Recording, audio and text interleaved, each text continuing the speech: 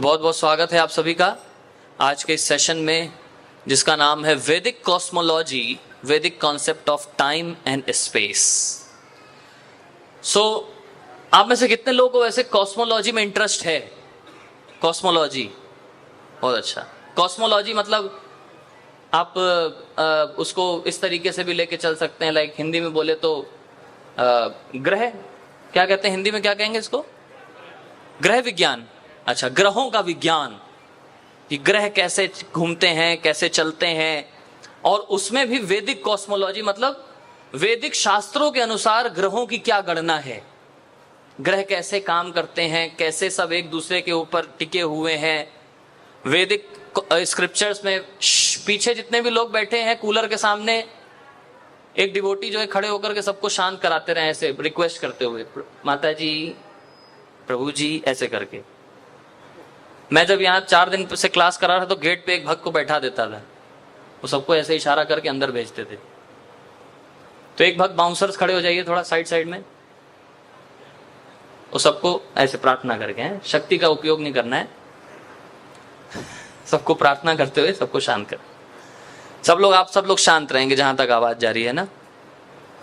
ग्रहों का क्या स्थिति है, समय की क्या गणना होती है कि नहीं, और जितना भी हमें स्पेस दिखता है चारों तरफ, उसका क्या गणना है, इसके बारे में आज हम लोग चर्चा करने जा रहे हैं। ठीक है। कई लोग हो सकता है कि लगे प्रभु जी मतलब इतना भी क्या है, हमें पता है, हम हैं, हमारे भगवान है गोलोक वृंदावन में, बस हमें वहीं जाना है, बीच के ग्रहों को जानने से क्या फायदा है? हमें जाना कहाँ है? गोलोक वृंदावन। अभी हमें भूलोक में बीच के प्लैनेट्स के बारे में जानने का क्या मतलब है? जब लक्ष्य हमारा क्लियर है, नहीं बीच से होके जाना होता है। अब बीच में कहीं फंस गए तो स्वर्ग में दिख गई अप्सराएं, वहीं रुक गए, तो इसलिए रुकना नहीं है। ठीक है, तो उसके लिए पता होना चाहिए कि अल्टीमेट डेस्टिनेशन क्या है। समझ पा रहे हैं आप सब लोग? मैं अपने क्लास में किसी को सोने नहीं देता हूं। कोई सोएगा तो नहीं? चैलेंज, प्रभु जी मैं सो के दिखाऊंगा, आप उठा दीजिएगा, आप जान जाऊंगा आपको। ऐसा भी है क्या? चलिए ठीक है। वैदिक कॉस्मोलॉजी, देखिए सारे देवी देवता जब इस सृष्टि का उदय होने वाला होता है तो सब देवी देवता जा करके विष्णु जी के पास प्रार्थना करते हैं, है कि नहीं? तो हम सब भी प्रार्थना करेंगे भगवान से, जैसे हमने प्रार्थना करी कि हमें भी ये जो क्रिएशन है आपका बनाया हुआ, बहुत ही कॉम्प्लिकेटेड क्रिएशन है, इसके बारे में हम थोड़ा सा जानने का प्रयास करें। और आज के सेशन का पर्पस ही यही है कि आप सबको बताना कि ये इतना डिफिकल्ट है कि हम इसको नहीं समझ सकते। आप सबको बताने का पर्पस ही यही है कि ये हमारे समझ में नहीं आएगा। समझ पा रहे पर्पस क्या है? क्या पर्पस है प्रभु? समझ में नहीं आएगा। जितना भी समझने का प्रयास करिए, समझ में ये आज मैं आपको समझाऊंगा। ठीक है, समझ में आया सबको? क्या समझना है? कि समझ में नहीं आएगा, यही समझना है। ठीक है, तो प्रयास करते हैं हम लोग जानने का। तो अगर हम बात करें हमारे वैदिक शास्त्रों की, तो वैदिक शास्त्रों को बहुत ही सिस्टमैटिक तरीके से, हमारे इन वैदिक शास्त्रों को क्या किया गया? खंडित किया गया। इसमें वो जो सिद्धांत बताए गए थे, जिन सिद्धांतों को पूरा विश्व कॉपी पेस्ट करके, इसका थोड़ा ट्रबल कम करिए, आवाज गूंज रही है, पूरा विश्व जिन शास्त्रों के सिद्धांतों को समझ करके अपने ज्ञान को आगे बढ़ाता है, उन्हीं शास्त्रों के ऊपर कैसे हमारे फेथ को कम किया गया। लेकिन पहले तो यह चीज जानना जरूरी है, क्योंकि शास्त्र हम कब समझेंगे, कब हमें शास्त्रों की वाणी पर भरोसा होगा? जब हम शास्त्र पढ़ेंगे। चलो शास्त्र पढ़ना शुरू कर दिया, लेकिन शास्त्रों की वाणी को ही डिस्टॉर्ट कर दिया, कुछ का कुछ बता दिया, तो इसलिए लोगों का शास्त्रों पर से फेथ उड़ जाता है कि नहीं? तो आइए सबसे पहले तो जानते हैं कि इन शास्त्रों पर से कैसे हमारा फेथ उठाया गया। तो जैसा कि आप सभी को पता है, जब ईस्ट इंडिया कंपनी भारत में आई तो सबसे पहला उन्होंने किसके ऊपर टारगेट किया? किसके ऊपर टारगेट किया? हमारे एजुकेशन सिस्टम के ऊपर टारगेट किया, नहीं कि नहीं? किसने नया एजुकेशन सिस्टम फिर किसने बनाया? मैकाले। ये जो अभी हम एजुकेशन, क्या चलेगा नहीं, जो अभी हम एजुकेशन सिस्टम पढ़ रहे हैं, जिस एजुकेशन सिस्टम में, जिससे मैं भी पढ़ के निकला हूं, हमारे आदिगो मैं वो भी सॉफ्टवेयर इंजीनियर है, नैनो वाले हैं ये, तो टाटा नैनो नैनो टेक्नोलॉजी वाले। सो जिस टेक्नोलॉजी को, जिस साइंस को, जिस शिक्षा को हम लेकर के निकले, ये शिक्षा किसके द्वारा डिजाइन करी गई? मैं काले। खुद का तो मुंह काला था ही, मैं काले, बोला तुम भी काले। खुद तो कंफ्यूज था ही, हमें भी कंफ्यूज करके गया। सबसे पहले हमें यह समझना जरूरी है कैसे हमारे इन वैदिक शास्त्रों को क्या किया गया? खंडित किया गया। और वही हमें बताया गया कि आप सब जो समझ रहे हैं ये गलत है। फिर हमें बता दिया गया जिस कुर्सी पर हम बैठे हुए हैं, जिस कुर्सी पर बैठे हुए हैं, ये कुर्सी जो है सोने की बनी हुई है, लेकिन इस कुर्सी पे चादर ढक दिया गया। जैसे इधर ढका गया है ना, चादर ढक दिया गया। चादर ढक के सामने वाले की कुर्सी दिखाई जा रही है, वो देखो उसकी कुर्सी कितनी अच्छी है। समझ पा रहे हैं आप सब? और हम किस कुर्सी पे बैठे हैं? सोने की कुर्सी पे। इसको चादर से ढक दिया, सामने वाली प्लास्टिक की कुर्सी को दिखा रहे हैं, देखो क्या बढ़िया कुर्सी है। मतलब समझ रहे हैं आप? हमारा वैदिक शास्त्र, हमारी वैदिक संस्कृति, हमारा ग्रंथ, हमारे शास्त्र, इन सब को जो कि सोने के समान है, जिसमें सारा ज्ञान दिया हुआ है, इसको चादर से ढक दिया। उस सामने वाले की किताब को दिखा करके बोल रहे हैं, वो देखो कितनी अच्छी किताब है, उसको पढ़ो। समझ पा रहे हैं आप सब लोग? तो इसलिए हमें सबसे पहले ये समझना जरूरी है कैसे ये जो हमारा वैदिक, अपने आप पढ़ रहा है, कैसे हमारा जो ये वैदिक एस्ट्रोनॉमी है, वैदिक एस्ट्रोनॉमी, वैदिक एस्ट्रोलॉजी, हमारे वैदिक शास्त्र कैसे पूर्ण प्रमाणित हैं और कैसे इन्हीं के द्वारा सारे सिद्धांतों को आगे बढ़ाया जाएगा। समझ पा रहे हैं आप सब लोग? तो इस क्लास में हम ये मान के चल रहे हैं कि आप सबका हमारे वैदिक शास्त्रों पर फेथ है। कौन सा फेथ? फेथ के भी कई प्रकार होते हैं। कौन कौन से, कोई बताना चाहेगा? How many types of faith? हाँ, ये देखिए एक बताया, कौन सा? Blind faith. प्रभु जी, ब्लाइंड फेथ भी होता है। तो आप सबको क्या शास्त्रों पर ब्लाइंड फेथ है? किसको किसको ब्लाइंड फेथ है शास्त्रों पर? उठाओ, है तो उठाओ। मेरे को भी है ब्लाइंड फेथ। ब्लाइंड फेथ है। सेकेंड टाइप क्या होता है हर्ष प्रभु? कोई और टाइप? हाँ, रीजनेबल फेथ। किसको किसको रीजनेबल फेथ है हमारे शास्त्रों पर? Reasonable faith. और क्या फेथ का टाइप होता है? Sensible faith. किसको सेंसिबल फेथ है? सेंसिबल का मतलब यह होता है कि शास्त्रों की बातें कैसे दे मेक सेंस, तो सेंस करती हैं, नहीं कि नहीं? उनको अगर हम पढ़ेंगे तो हमें सामने दिखता है, इसको कहते हैं सेंसिबल फेथ। और दूसरा क्या बताया था आपने? Reasonable faith. कैसे हर चीज के पीछे रीजन है, कारण है, इसको कहते हैं रीजनेबल फेथ। ठीक है? तो हमारे शास्त्रों में हर चीज के पीछे क्या बताया गया है? कारण बताया गया है, प्रमाण बताया गया है। इसलिए हमारे शास्त्र क्या है? उन पर रीजनेबल फेथ हमें करना चाहिए, क्योंकि उन सब के पीछे क्या है? रीजन दिया गया है। समझ पा रहे हैं आप सब लोग? इसको क्या हो गया?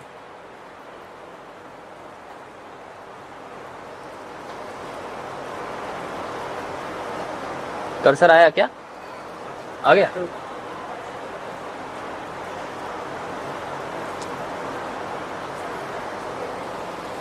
वाली बता दीजिएगा। अच्छा, ऐसा होता है क्या?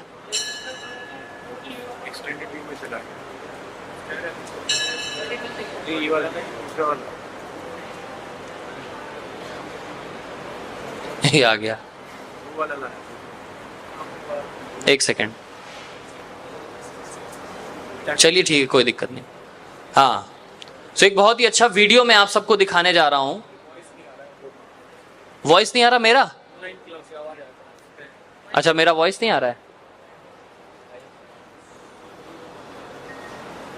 एक सेकंड, अभी इसका सोल्यूशन हो जाएगा। एस्केप बटन हर चीज का सोल्यूशन है। हाँ, अब आ रही है मेरी आवाज? Now my voice is Audible? Hari बोल।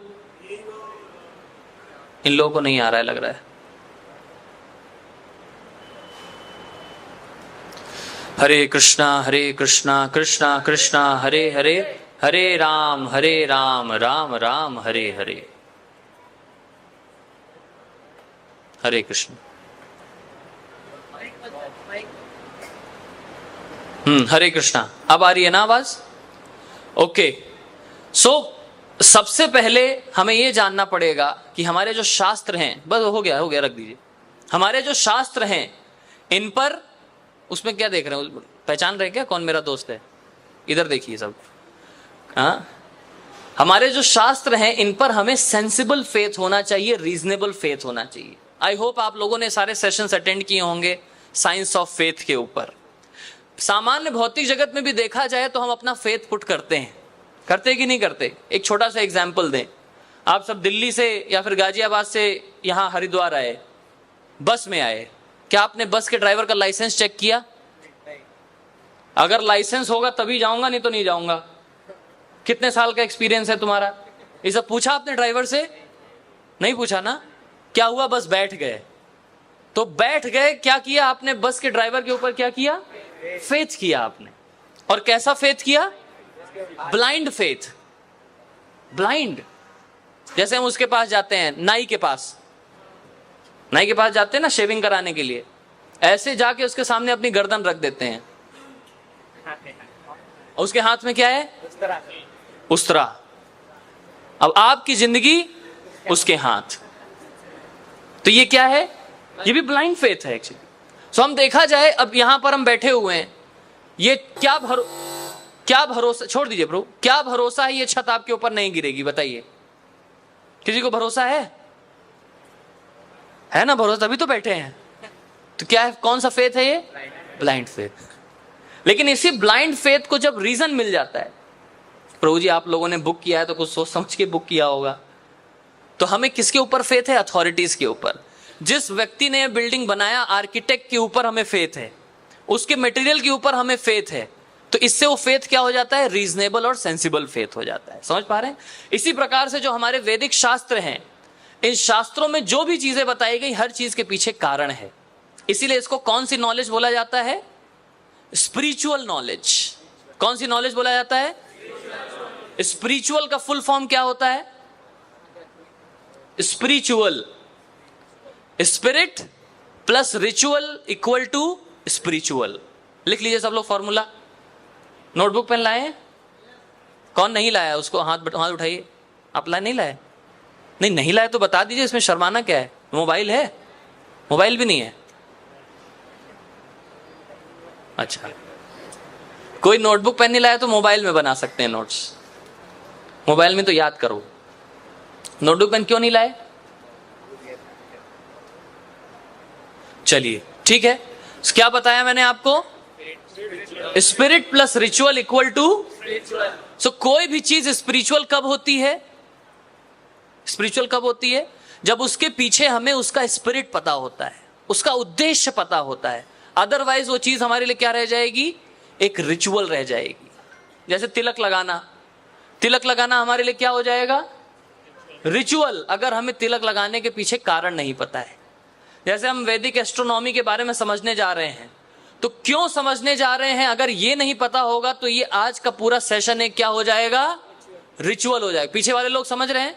तो पीछे की लाइट जला दीजिए ना, ऐसा लग रहा है सब अंध तामिश्र में बैठे हुए हैं। हाँ, अब हुआ ना प्रकाश। उधर वाला भी जलाओ, आपके पीछे क्रिकेटर। हाँ यस, सारी लाइट जला दीजिए। एक दो कंजूसी क्यों कर रहे हैं? पूरा पैसा दिया है हमने हॉल का। हाँ, अब प्रकाश लग रहा है थोड़ा, दिमाग सो जाता है ना अंधेरे में। यस, क्या बता रहा था मैं? स्पिरिट हमें पता होना चाहिए। जैसे मैंने पहले सेशन शुरू करने से पहले आपको बताया, स्पिरिट क्या है? स्पिरिट आज के सेशन का कि ये समझना कि हम नहीं समझ पाएंगे, यही समझना है। तो ये मैंने आपको क्या बताया, पर्पस बताया, स्पिरिट बताया, ठीक है। तो शुरुआत कहां से होती है, जैसे आप देखें, अगर मॉडर्न फिलॉसफी की हम बात करें, मॉडर्न कॉन्सेप्ट ऑफ वैदिक कॉस्मोलॉजी, तो उसकी शुरुआत कहां से होती है। सारे साइंटिस्ट किस एक चीज को एक्सेप्ट करते हैं, creation, theory of creation, theory of evolution, उसमें किस एक थ्योरी को एक्सेप्ट करते हैं सारे साइंटिस्ट, बिग बैंग थ्योरी। किस थ्योरी को एक्सेप्ट करते हैं सब। कल मैंने सुना कई स्टूडेंट जो इसके ऊपर लड़ाई झगड़ा भी कर रहे थे, मतलब कॉन्वर्सेशन कर रहे थे, प्रभु जी मैं बिग बैंग के साथ हूं, मैं बिग बैंग के अगेंस्ट हूं। नहीं, बिग बैंग के साथ हम भी हैं, हम सब बिग बैंग के साथ हैं, क्योंकि हम वही सुन के पड़े बले हैं। बिग बैंग की फिलॉसफी क्या कहती है, क्या कहती है, किसको पता बिग बैंग। यस प्रभु, what's your good name. Ujjwal, हाँ जोर से बोलिए। ये माइक दे दो बच्चे को, यहीं से दे दो, जा कहां रहे हो, इसको ऑन कर लीजिएगा, है ना। Yes, big bang, yes. Big bang theory कहती है कि एक पॉइंट था जहाँ पे इनफाइनाइट डेंसिटी, इनफाइनाइट टेम्परेचर और इनफाइनाइट मास में, और फिर वो जो बिग बैंग जो एक एक्सप्लोजन हुआ, बिग बैंग जिसे बोलते हैं, और फिर वहां से क्रिएशन स्टार्ट हुई, ऐसा बोलती बिग बैंग थ्योरी। हाँ, very good. So it means there was a point of singularity, जिसको क्या कहा जाता है, पॉइंट ऑफ सिंगुलैरिटी। एक ऐसा पॉइंट था जिसका ना मास, ना वॉल्यूम, ना उसका कोई डेंसिटी, उसको आप एक्सप्लेन नहीं कर सकते, नॉट एक्सप्लेनेबल। ऐसे पॉइंट से क्या हुआ वकील साहब, क्या हुआ, उसमें विस्फोट हुआ। नहीं सब उसकी तरफ मत देखिए, अभी बन रहा है वकील। सो विस्फोट हुआ उसमें, और उससे सारा क्रिएशन हमारे सामने आ गया, है कि नहीं। चलिए अब जानने का प्रयास करते हैं कि हमारे शास्त्रों में क्या बताया गया है, ठीक है। तो आज का जो सेशन हम आपको देने जा रहे हैं, वैदिक कॉस्मोलॉजी के बारे में जो हम आपको बताने जा रहे हैं, ये प्रमुख रूप से कहां से बताया गया, what are our sources of information. हमारी सोर्सेज ऑफ इंफॉर्मेशन क्या है, ब्रह्मांड महापुराण। कहां से हम बताने जा रहे हैं, ब्रह्मांड महापुराण से। ऐसा भी हम कुछ आपको अपने मन गढ़ंत तरीके से नहीं बताएंगे, कहां से बताएंगे, ब्रह्मांड महापुराण से, ठीक है। और हम आपको कहां से बताएंगे, श्रीमद् भागवत महापुराण। श्रीमद् भागवत महापुराण के 5वें स्कंद में पूरा क्रिएशन के बारे में डिटेल में बताया गया है, 5वें स्कंद से हम आपको बताएंगे, ठीक है। और साथ ही साथ हम आपको कहां से बताएंगे, एक सिद्धांत प्रस्तुत किया गया जिसका नाम है सूर्य सिद्धांत, ठीक है, सूर्य सिद्धांत। और उसी सूर्य सिद्धांत पर हमारे भारतवर्ष के ही एक आचार्य हुए जिन्होंने अपना टीका लिखा जिसका नाम हुआ सिद्धांत शिरोमणि। वो हमारा बेसिस होगा आज के इस सेशन के डिस्कशन का, ठीक है। सिद्धांत शिरोमणि किसने लिखा है, किसको पता है, हाँ बोलिए, किसको पता है। किसी ने भी सही बोला था, भास्कराचार्य जी ने। तालियां बजाइए सब इनके लिए, हरि वो। पीछे वालों ताली बजाओ। ये दाढ़ी वाले प्रभु माला कर रहे हैं, माला देखिए, हमें माला के समय माला करना चाहिए, सेशन के समय सेशन अटेंड करना चाहिए, ठीक है। कोई सो तो नहीं रहा है, नहीं। हरि बोल, हाथ उठाओ पीछे वालों, कोई सो तो नहीं रहा है, आप सब सो रहे हैं। कोई सो तो नहीं रहा है, जो सोवत है वो खोवत है, जो जागत है वो, हाँ, तो जो जगेगा उसी को प्रसाद मिलेगा नीचे, सोने वाले को नहीं मिलेगा। कैमरे हमने लगा रखे हैं यहाँ पर, वो देखो कैमरा लगा है, ये कैमरा लगा है, ये तो मेरे लिए है। सिद्धांत शिरोमणि किसने लिखा, कब लिखा, देखिए इसमें लिखा हुआ है। somebody wants to read, you have a mic Prabhu, somebody wants to read। फिर यहाँ आ गया, पीछे दे दो, पढ़िए, क्या नाम है, वर्णित, वर्णित पढ़ो, दिख रहा है आपको, पढ़िए। भास्कराचार्य कौन है, पहले उनके बारे में भी जानते हैं। Yes, Hare Krishna. Bhaskacharya was one of the many outstanding mathematicians hailing from South India. Born in 114 CE in Karnataka. He composed a 4-part text entitled the Siddhanta Shiromani, including in his compilation is the बीजगणित, which became the standard algebra textbook in Sanskrit. It contains the description of advanced mathematical techniques involving both positive and negative integers as well as zero irrational numbers. हाँ, देख रहे हैं आप, भास्कराचार्य के ऊपर एक Delhi university में कॉलेज भी है, कॉलेज का नाम है, क्या नाम है? भास्कराचार्य। आप में से कोई है तो नहीं उसमें से पढ़ा हुआ? भास्कराचार्य कॉलेज द्वारका में है। इतने बड़े आचार्य थे। कब इनका कब के समय के हैं ये? 1114 सीई। मतलब क्या होता है? हाँ, ईसा पूर्व, मतलब यही जो अभी चल रहा है। तो आज से लगभग कितने वर्ष पूर्व? 1000 वर्ष पूर्व भास्कराचार्य जी हुए, जिन्होंने पूरा, और ये वर्ल्ड के बहुत बड़े मैथमेटिशियन थे। जिस समय पर पूरे वर्ल्ड में मैथमेटिक्स के बारे में लोगों को पता भी नहीं था, उस समय पर इन्होंने क्या लिख दिया? सिद्धांत शिरोमणि। देखिए, advanced mathematical techniques involving both positive and negative integers. जो आज हम इंटीजर्स पढ़ते हैं ना, हायर मैथमेटिकल्स जो पढ़ते होंगे, हायर मैथमेटिक्स, उसमें इंटीजर्स की वैल्यू आती है। ये सब किसने पहले ही खोज के रखा है? भास्कराचार्य जी ने। और इन्हीं मैथमेटिकल कैलकुलेशन से ग्रहों की स्थिति का पता लगाया जाता है, क्योंकि नापेंगे कैसे? मैथमेटिक्स उसके लिए पता होना चाहिए।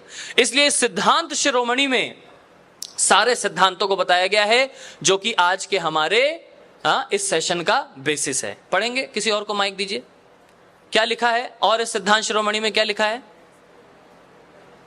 It treats at length the pulverizer method of method of solving indeterminate equations with continued fractions, as well as the so-called Pell's equation, dealing with indeterminate equations of the second degree. He also wrote on the solution to numerous kinds of linear and quadratic equations, including those involving multiple unknowns and equations involving the product of different unknowns. समझ में आया किसी को? कई लोगों को समझ में नहीं आया होगा क्या लिखा है।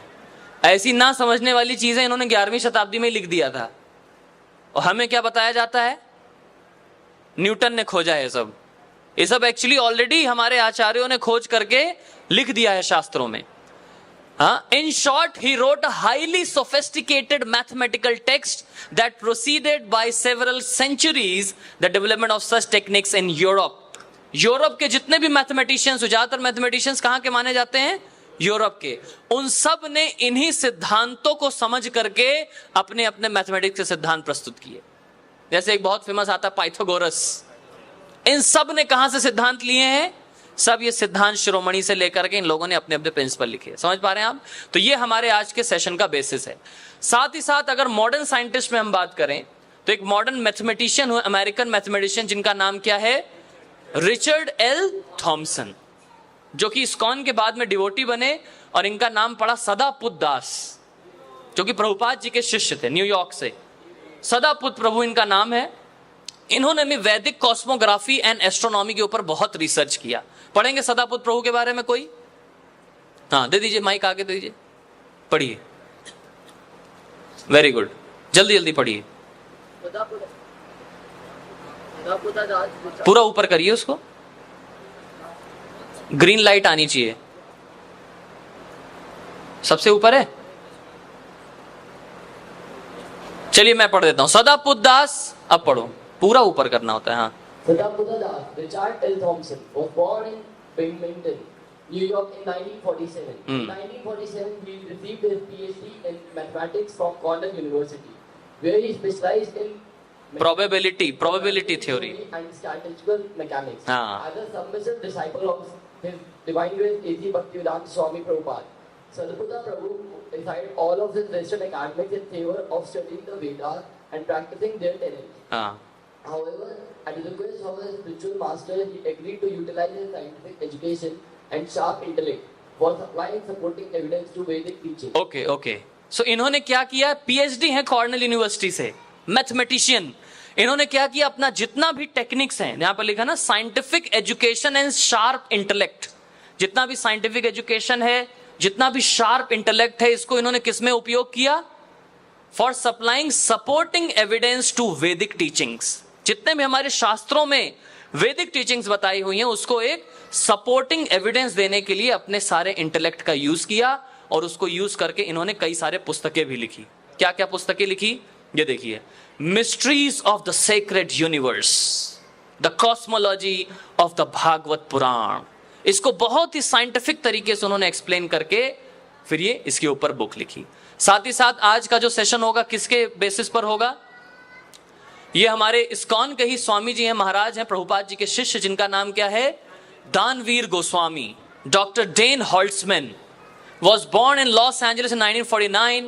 He studied sociology and economics at the University of California, Los Angeles, UCLA, जो कि वर्ल्ड की टॉप 10 यूनिवर्सिटीज में से आती, UCLA। वहां से इन्होंने अपनी स्टडीज करी और बाद में इन्होंने इस्कॉन में श्रीला प्रभुपाद जी से 1971 में दीक्षा लिया और उसके बाद महाराज जी ने भी कई सारी पुस्तकें लिखी, जैसे commentaries on Shrimad Bhagavatam 5th canto and भूगोल तत्व, और साथ ही साथ महाराज ने पौराणिक कॉस्मोलॉजी के ऊपर भी बुक्स लिखी हैं। इन्हीं सब शास्त्रों से एविडेंसेस निकाल के कैसे हमारे शास्त्र वैदिक कॉस्मोलॉजी को एक्सप्लेन करते हैं। समझ में आ रहा है आप सभी को? किसी को नींद तो नहीं आ रही है? किसको आ रही है? हाथ उठाओ। आ रही है तो खड़े हो जाओ फिर। अच्छा, आपने ऐसे ही उठाया था क्या? अच्छा, सच में आ रही है, ठीक है। आप बाउंसर हो भी, थोड़ा खड़े हो जाइए सबको शांत कराने के लिए। देखते रहिए, अब कोई सोना नहीं चाहिए है,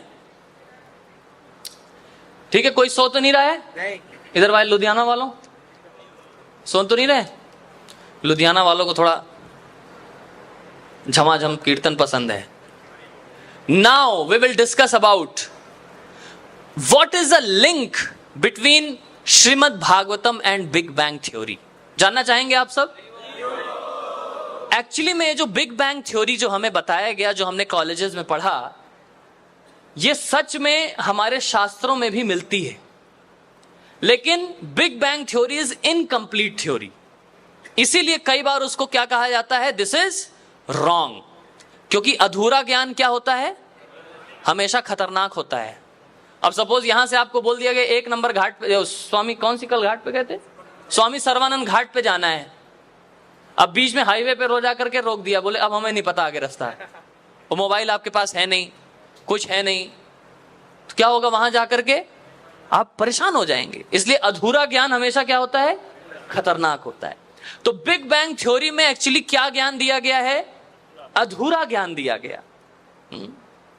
जैसे आप सब देखेंगे, हमारे साइंटिफिक वर्ड में एक टर्म यूज किया जाता है जिसका नाम है डार्क मैटर। क्या नाम है उसका?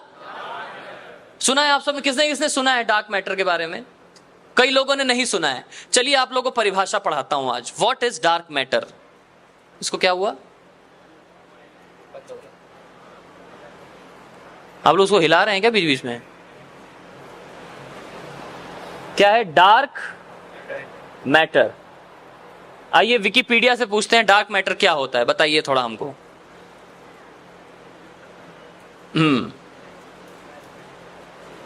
विकिपीडिया, चलिए। Dark matter is a hypothetical form of matter thought to account of approximately 85% of the matter in the universe। इस पूरे यूनिवर्स में कितने परसेंट है ये? 85%। ये खुल क्यों नहीं रहा है? अच्छा, नेट स्लो हो गया। ये देखिए 85%।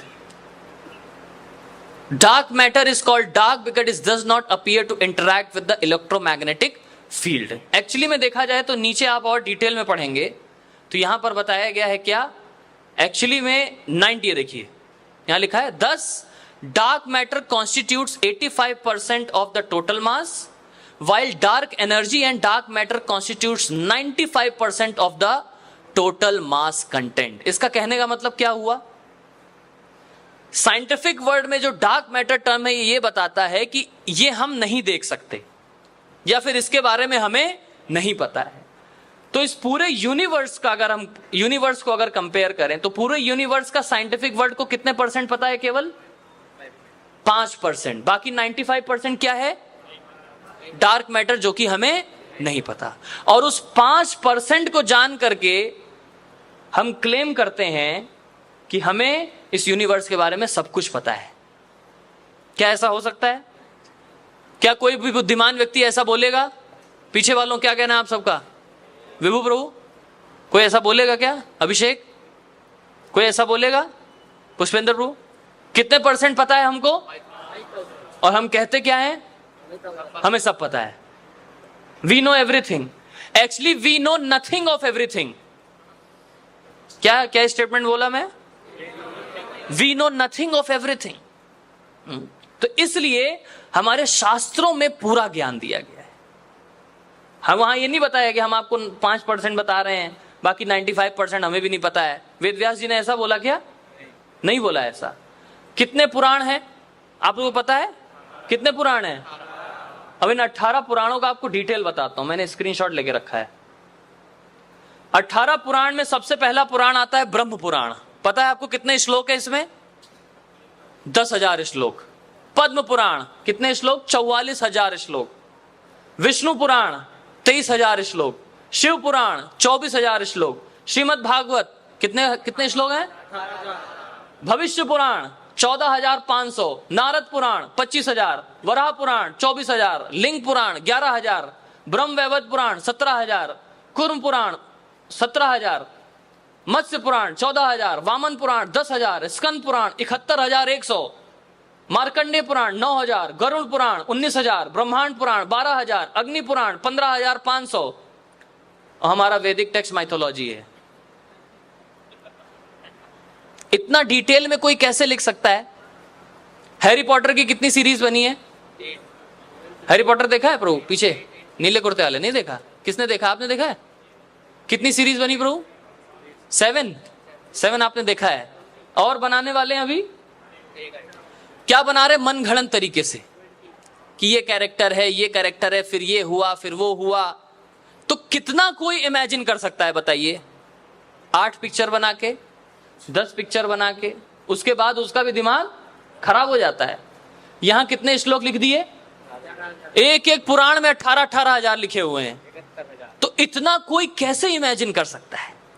जब तक किसी को पूर्ण ज्ञान नहीं होगा तब तक कोई कैसे इतने डिटेल में हजारों लाखों श्लोक लिख देगा बताइए? So this is the glories of our Vedic scriptures, है कि नहीं? हमारे वैदिक स्क्रिप्चर्स में यह नहीं बताया गया कि बाकी 95% डार्क मैटर है, ऐसा नहीं बताया गया। यहां जैसे लिखा ना, dark energy, dark matter of total mass of energy constant. No, क्या बताया गया? 18,000, 71,000, 75,000, हजारों श्लोक लिख दिए गए डिटेल में कि देखो ये है। ठीक है, समझ पा रहे हैं आप सब लोग? चलिए आगे बढ़ते हैं। So what is the link? Shrimad Bhagavat और बिग बैंग थ्योरी में क्या लिंक है? तो कुछ पॉइंट्स हैं जो कि हम कंसीडर करेंगे और आपको बताएंगे। सबसे पहला पॉइंट होगा डायमेंशंस। क्या होगा? डायमेंशंस। अभी तक साइंटिफिक वर्ल्ड में कितनी डायमेंशंस के बारे में पता है? कितनी डायमेंशंस? आप लोग कॉन्फिडेंस में नहीं है, ऐसा लग रहा है मतलब सब। हाँ बताइए। 13 डायमेंशंस। हाँ, 3 डायमेंशंस। 4। कितनी डायमेंशंस? अरे आप लोग पढ़ते हो सब, बताओ। बड़ी बड़ी यूनिवर्सिटी से आप लोग आए हैं। हाँ, 4 डायमेंशन के ऊपर किसी को हवा नहीं लगती है। हमारे वैदिक शास्त्रों में कितने डायमेंशंस बताए गए हैं? 64 डायमेंशंस। अब देखिए, इसको एक्सप्लेन करना बहुत मुश्किल नहीं है, बहुत मुश्किल नहीं है, लेकिन इन सेंसेस से इसको समझ पाना बहुत मुश्किल है। जैसे अगर मेरे पास डायग्राम बनाने का होता तो मैं आपको बताता। 3D ऑब्जेक्ट सपोज कोई बनाइए। 3D ऑब्जेक्ट जैसे क्या होता है? क्यूब एक 3D ऑब्जेक्ट होता है ना, ऐसे करके ऐसे, फिर इधर से लाइन खींच के ऐसे बनाया जाता है और उसकी लाइंस को मिला दिया। आप सबने बनाया होगा कॉलेज में, अपने स्कूल से सबने बनाया। अब उसको अगर 2D में आपको एक्सप्लेन करना है तो कैसे एक्सप्लेन करेंगे बताइए? नहीं, स्क्वायर में तो करेंगे। कैसे करेंगे? एक एक स्क्वायर को उठा करके, उसका एक एक स्क्वायर आप उठा के रखेंगे। कितने आपको स्क्वायर्स बनाने पड़ेंगे? 3 शेप्स बनाने पड़ेंगे। बॉटम, टॉप, फ्रंट, रेयर, ऐसे करके आप 3D को 2D में एक्सप्लेन कर सकते हैं।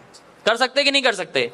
तो इस तरीके से 64 डायमेंशंस को भी 2D में एक्सप्लेन किया जा सकता है, जो कि हमारे शास्त्रों में बताया गया है। ठीक है कि नहीं? नेक्स्ट, टर्मिनोलॉजीज कुछ हम एक्सप्लेन करेंगे। जैसे कुछ टर्मिनोलॉजीज होंगी, जैसे थ्योरीज होंगी, कुछ थ्योरीज, कुछ टर्म्स, कुछ डेफिनेशंस होंगे। और ये जो डेफिनेशन टर्म्स होंगे ये हमारे वैदिक शास्त्रों से बिल्कुल अलग होते हैं। आप देखो, जैसे आजकल मॉडर्न टर्म्स में यूज किया जाता है स्टार्स। स्टार किसको कहा जाता है? तारे को, है कि नहीं? लेकिन वैदिक शास्त्रों में स्टार किसको कहा जाता है? वैदिक शास्त्र में जो टर्म है तारा जो है टर्म नहीं है, क्या टर्म है? नक्षत्र। भगवान 10वें अध्याय के श्लोक में बोलते हैं, क्या बोलते हैं? नक्षत्राणाम अहम शशि। यस, सभी नक्षत्रों में मैं क्या हूं? चंद्रमा। चंद्रमा क्या है? नक्षत्र। मॉडर्न टर्म्स में चंद्रमा को क्या कहा जाता है? इज अ सैटेलाइट या फिर तारा है कि नहीं? लेकिन तारा नाम का शब्द नहीं है, टर्म नहीं है। एक्चुअल एग्जैक्ट टर्म क्या है? नक्षत्र। तो कुछ ऐसे टर्म्स होंगे जो कि हमारे इन स्क्रिप्चर्स में अलग अलग हमें मिलते हैं, लेकिन डेफिनेशन क्या है? सेम निकलती है। समझ पा रहे हैं? देन आता है इनकम्प्रिहेंसिबिलिटी। इतना इनकम्प्रिहेंसिबल है। इनकम्प्रिहेंसिबिलिटी का क्या मतलब होता है? कौन बताएंगे? इनकम्प्रिहेंसिबिलिटी क्या?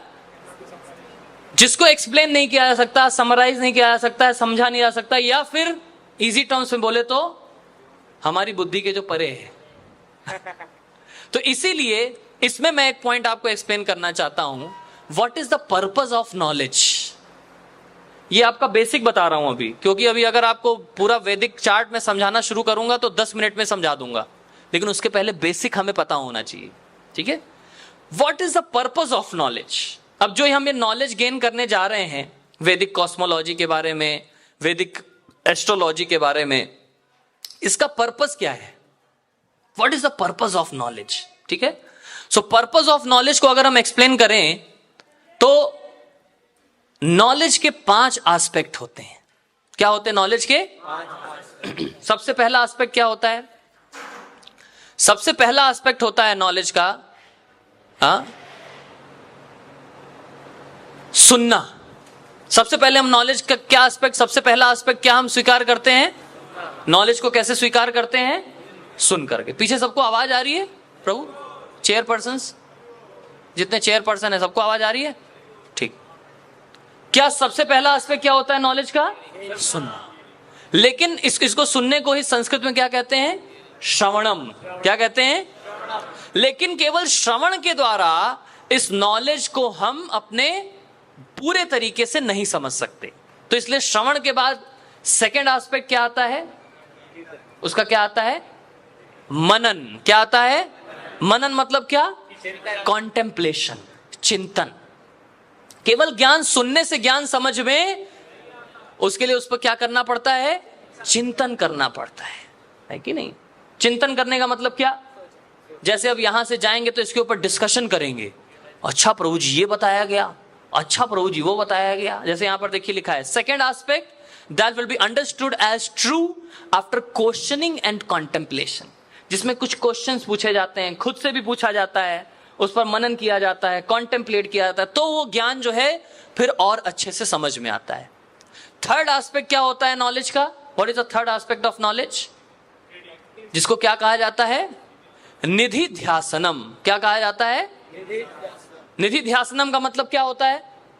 देखिए यहां पर लिखा है aspect that will be understood only through practice and experience. मतलब क्या? अब केवल सुन करके और मनन करके काम नहीं चलेगा, उसको क्या करना पड़ेगा? अपनी प्रैक्टिस में उतारना पड़ेगा।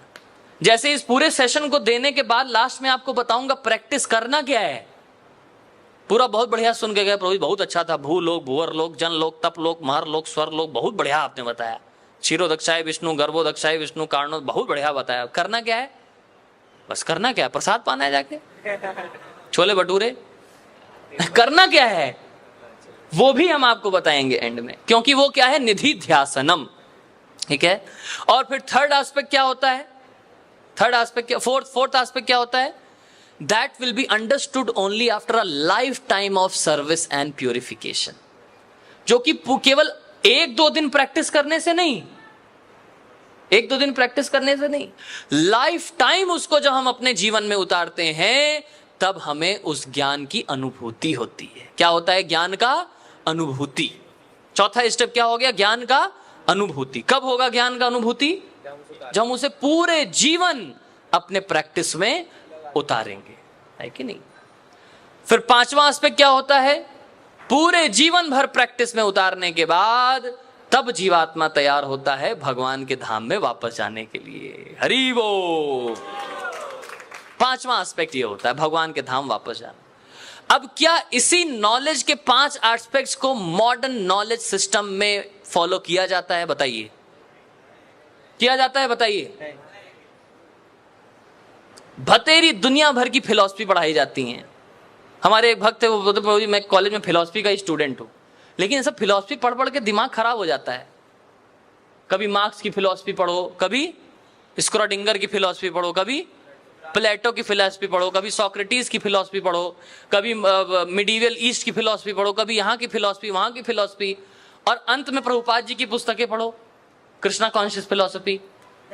और ये हाईली प्रैक्टिकल लगता है, बाकी साला हाईली इम्प्रैक्टिकल लगता है, लेकिन एग्जाम में वही लिख करके आना है, नंबर उसी के मिलेंगे, है कि नहीं?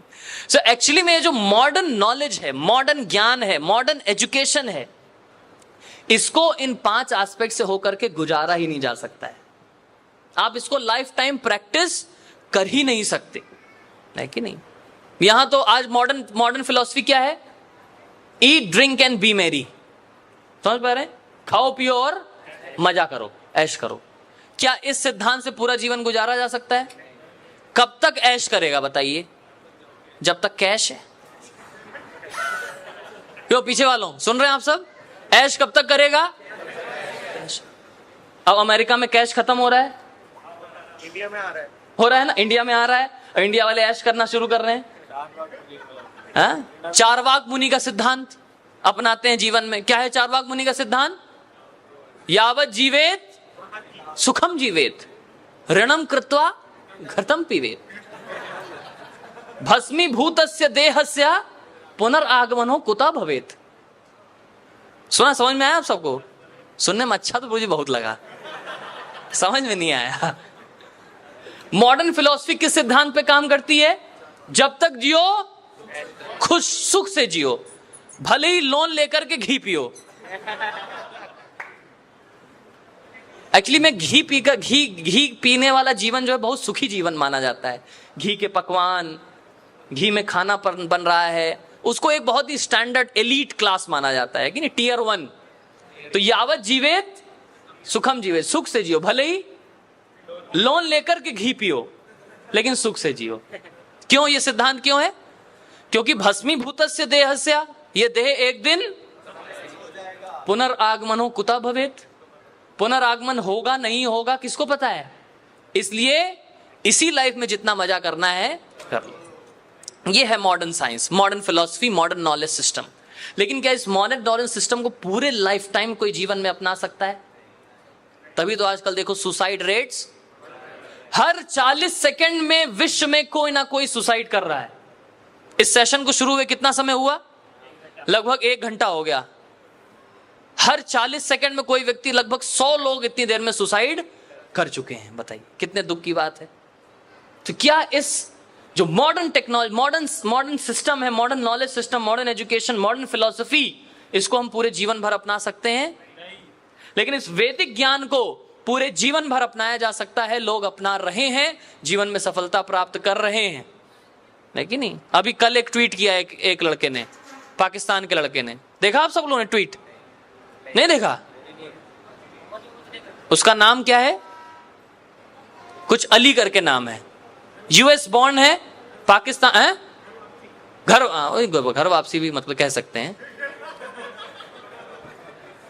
उसने इस्कॉन के डिवोटीज उसको कल्टीवेट किया, उसके साथ बहुत अब्यूसिव लाइफ रही उसकी।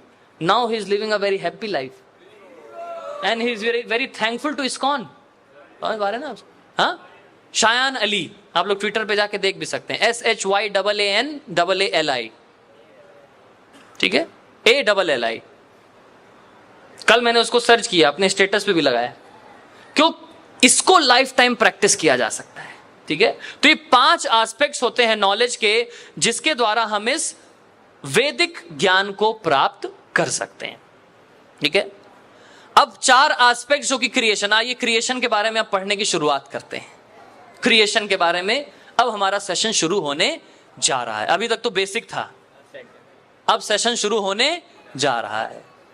चिंता न करें, समय पर आप लोगों को छोड़ दूंगा क्योंकि भूख मुझे भी लगी है। ठीक है, 4 एस्पेक्ट्स ऑफ क्रिएशन। सबसे पहला एस्पेक्ट क्या है? डिस्ट्रीब्यूशन इन टाइम, टाइम का डिस्ट्रीब्यूशन। अगर आप वैदिक कॉन्सेप्ट में, वैदिक फिलॉसफी में टाइम के डिस्ट्रीब्यूशन को अगर देखें तो समझना बहुत मुश्किल नहीं है। क्यों? आपको मॉडर्न टाइम से कंपेयर करके बताता हूं। आप सभी ने कैलाश पर्वत का नाम सुना होगा। कैलाश इस धरती पर ही है, पता है आप सबको? आप सबने क्या उसके रिसर्चेस देखे हैं? कैलाश पर कितने पर्वतारोही आज तक जा सके बताइए? कुछ लोग गए हैं, कुछ गए, और उन्होंने क्या बताया? घबराहट होने लगी, और कंपास काम नहीं करता, और एज बढ़ने लगती है। जितने हमारे नाखून और बाल 15 दिन में बढ़ते हैं, वहां 12 घंटे में बढ़ जाते हैं। इसी अर्थ पर टाइम का ड्यूरेशन देखिए वेरी करता है। ये तो ह्यूमंस की बात हो गई। आइए अदर स्पीशीज की बात करते हैं। एक मच्छर की बात करें। एक मच्छर सुबह पैदा होता है, दोपहर में बड़ा होता है, शादी होती है, बच्चे होते हैं, शाम तक बुढ़ा होता है, फिर 9 बजे तक रिटायरमेंट, 10 बजे तक हरी बोल। तो एक पूरे दिन में उसका पूरा क्या होता है? जीवन चक्र चलता है। तो उसके लिए टाइम का कॉन्सेप्ट क्या है? 100 year equal to 1 day. 100 years of Ram Ratan is equal to 1 day of machhar. लेकिन जैसे हम लोग बोलते हैं ना, भगवद गीता में पढ़ा है, क्या पढ़ा है? अहर यद ब्रह्मणो विदु रात्रिम युग सहस्त्रांतम तेहो रात्र विदो जना। ब्रह्मा जी के एक रात 12 घंटे हमारे 6 महीने के बराबर होते हैं। और ब्रह्मा जी के ब्रह्मा जी के नहीं, देवताओं के 12 घंटे हमारे 6 महीने, और देवताओं के 12 घंटे की रात हमारे 6 महीने। 1 साल उनका 1 दिन। तो क्या इसको कंपेयर कर पाना बहुत मुश्किल है क्या? देवी देवताओं की नजरों में हम क्या हैं? मच्छर। 1 दिन शुरू, 1 दिन खत्म, है कि नहीं? तो इसको समझ पाना बहुत मुश्किल नहीं है। तो इसी को हम आपको वैदिक concept of time and space में बताने जा रहे हैं। What is the distribution in time? समझ पा रहे हैं आप सब लोग? नेक्स्ट क्या है? Distribution in space. अगर अब आप स्पेस की बात करें, है कि नहीं, हमारे लिए देखिए ये स्पेस है जहां हम इस हॉल में बैठे हुए हैं।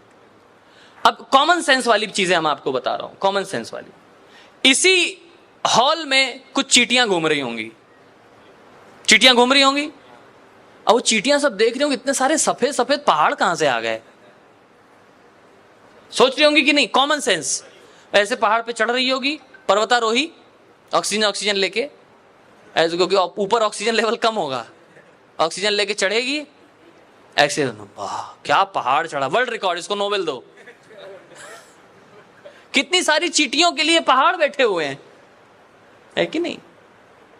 इसी प्रकार से सुनामी आती है, बवंडर आते, अभी आ रहा है उधर गुजरात में। तो क्या हुआ?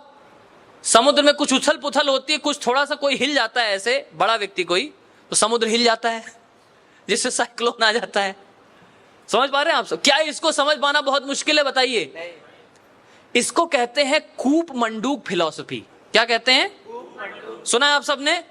कूप मंडूक सुना है? पीछे वालों, येलो टी शर्ट, क्या नाम है आपका? अमन प्रो, आपने सुना है कूप मंडूक? कुएं के मेढक, कुएं के मेढक की स्टोरी सुनी है? बताए, अमन बताएगा। अमन, यस, वेरी गुड। बताइए क्या था कुएं का मेढक का?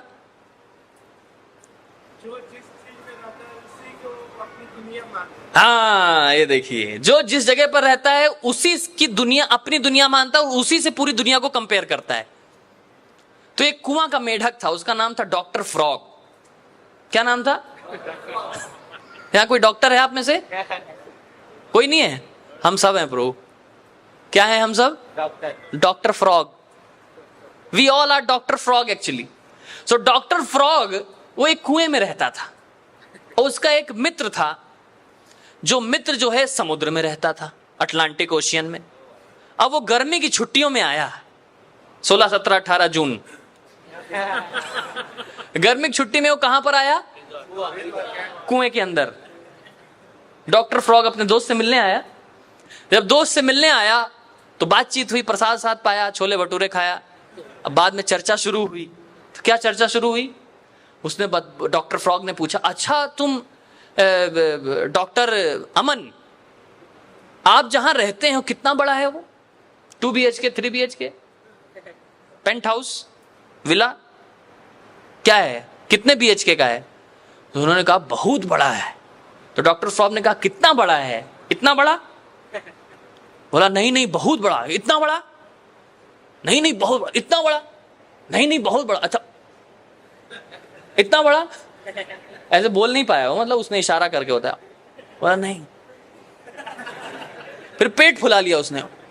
बोला नहीं। वो नहीं नहीं करते करते बेचारा डॉक्टर फ्रॉग फट गया वहीं पे। सो क्या अटलांटिक ओशियन को डॉक्टर फ्रॉग अपने इस लिमिटेड इंटेलिजेंस से नाप सकता है? क्योंकि वो किससे कंपेयर करेगा? अपने कुएं से। बोले इस कुएं से बड़ा कुछ हो ही नहीं सकता है। तो इसलिए हम इस यूनिवर्स को, इस स्पेस को किससे कंपेयर करते हैं? अपनी लिमिटेड इंटेलिजेंस से, उसी 5% में। कितना परसेंट? 5% में कह देते हमें सब पता है, भगवान कुछ नहीं होते, है कि नहीं? कई ऐसे वो भी आ जाते हैं। कुकर की कंपनी कौन सी थी? हॉकिंस। इंजीनियर का क्या नाम था? Stephen Hawkins. उसी के नाम पे बना है शायद। सो मतलब कहने का तात्पर्य यह है कि ऐसे साइंटिस्ट जिनका अब कोई अस्तित्व नहीं है उस दुनिया में, अभी कोई अस्तित्व है उनका, वो भगवान के अस्तित्व पे प्रश्न उठा देते हैं। कितना परसेंट जान के? अभी उनका अस्तित्व नहीं है इस दुनिया में, वो खुद ही अपने अस्तित्व की खोज कर रहे हैं। समझ पा रहे हैं ना आप सब? सो इसलिए there is a fallacy in modern science and technology. अपूर्णताओं से भरा हुआ है, लेकिन मानने को तैयार नहीं। क्यों? अगर अपनी अपूर्णता मान लेंगे तो भगवान की पूर्णता को स्वीकार करना पड़ेगा, और अगर भगवान की पूर्णता को स्वीकार कर लिया तो सारे नोबेल प्राइज भगवान को जाएंगे, हमें तो कुछ मिलेगा नहीं। इसलिए अपना उल्लू सीधा करने के लिए, बोलते हैं ना, मुहावरा आता है हिंदी में, क्या? अपना उल्लू सीधा करने के लिए क्या कहते हैं? No existence. एग्जिस्ट ही नहीं करते, है कि नहीं? समझ पा रहे हैं आप सब लोग? सो इसलिए कूप मंडूक फिलॉसफी के द्वारा हम डिस्ट्रीब्यूशन ऑफ स्पेस को नहीं समझ सकते। कैसे समझ सकते हैं? वैदिक साहित्य बहुत ही वास्ट है, बहुत बड़ा है, इसलिए उसमें जो डिस्ट्रीब्यूशन ऑफ स्पेस बताया गया उसको थोड़ा हमें अटलांटिक ओशियन के मेढक की तरह समझना चाहिए। समझ पा रहे हैं आप सब लोग? ऐसे ही समझेंगे पीछे वालों? कुछ लोग लुढ़क, कुछ विकेट डाउन हो रहे हैं, कुछ डाउन हो रहे। विभू तो नजर रखिए सब पे, अगल बगल। मैंने अपने आदमी छोड़ रखे हैं आप लोगों के बीच में, जो आपको सोने नहीं देंगे, ठीक है? Bouncers ready? पीछे वालों कोई सोने ना पाए, ठीक है? Now managers and controllers. इस पूरे यूनिवर्स के, पूरे स्पेस के, पूरे क्रिएशन के कई सारे मैनेजर्स होते हैं और कंट्रोलर्स होते हैं। जैसे आपने डिस्कवर योरसेल्फ सेशंस में भी पढ़ा होगा, है कि नहीं? लाइक यहां पर ट्रैफिक के नियम कोई कंट्रोल करता है, ट्रैफिक कंट्रोलर्स। इसी तरीके से ग्रहों की गति को कोई कंट्रोल करता है। जैसे इस कैंप को कोई मैनेज कर रहा है, इसी तरीके से हजारों लाखों अनगिनत जो लिविंग एंटिटीज हैं, अनगिनत जो ग्रह हैं, उनको भी कोई मैनेज करता है। देन लिविंग एंटिटीज, हम सब जीवात्माएं, ठीक है कि नहीं? तो ये 4 एस्पेक्ट होते हैं क्रिएशन के। तो आइए जानना शुरू करते हैं, क्या है सबसे पहला Vedic concept of time. Are you all ready? Are you all ready?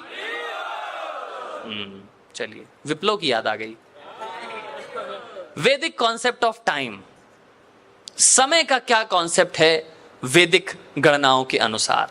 तो जैसा कि मैंने आपको बताया, थोड़ा और डिटेल में है ये। वैदिक concept of time is equally explained bye Einstein's theory of relativity. Theory of relativity क्या कहती है आसान भाषा में? किसी को पता है? यस, कौन बताए? हाँ आप बताइए ब्रो।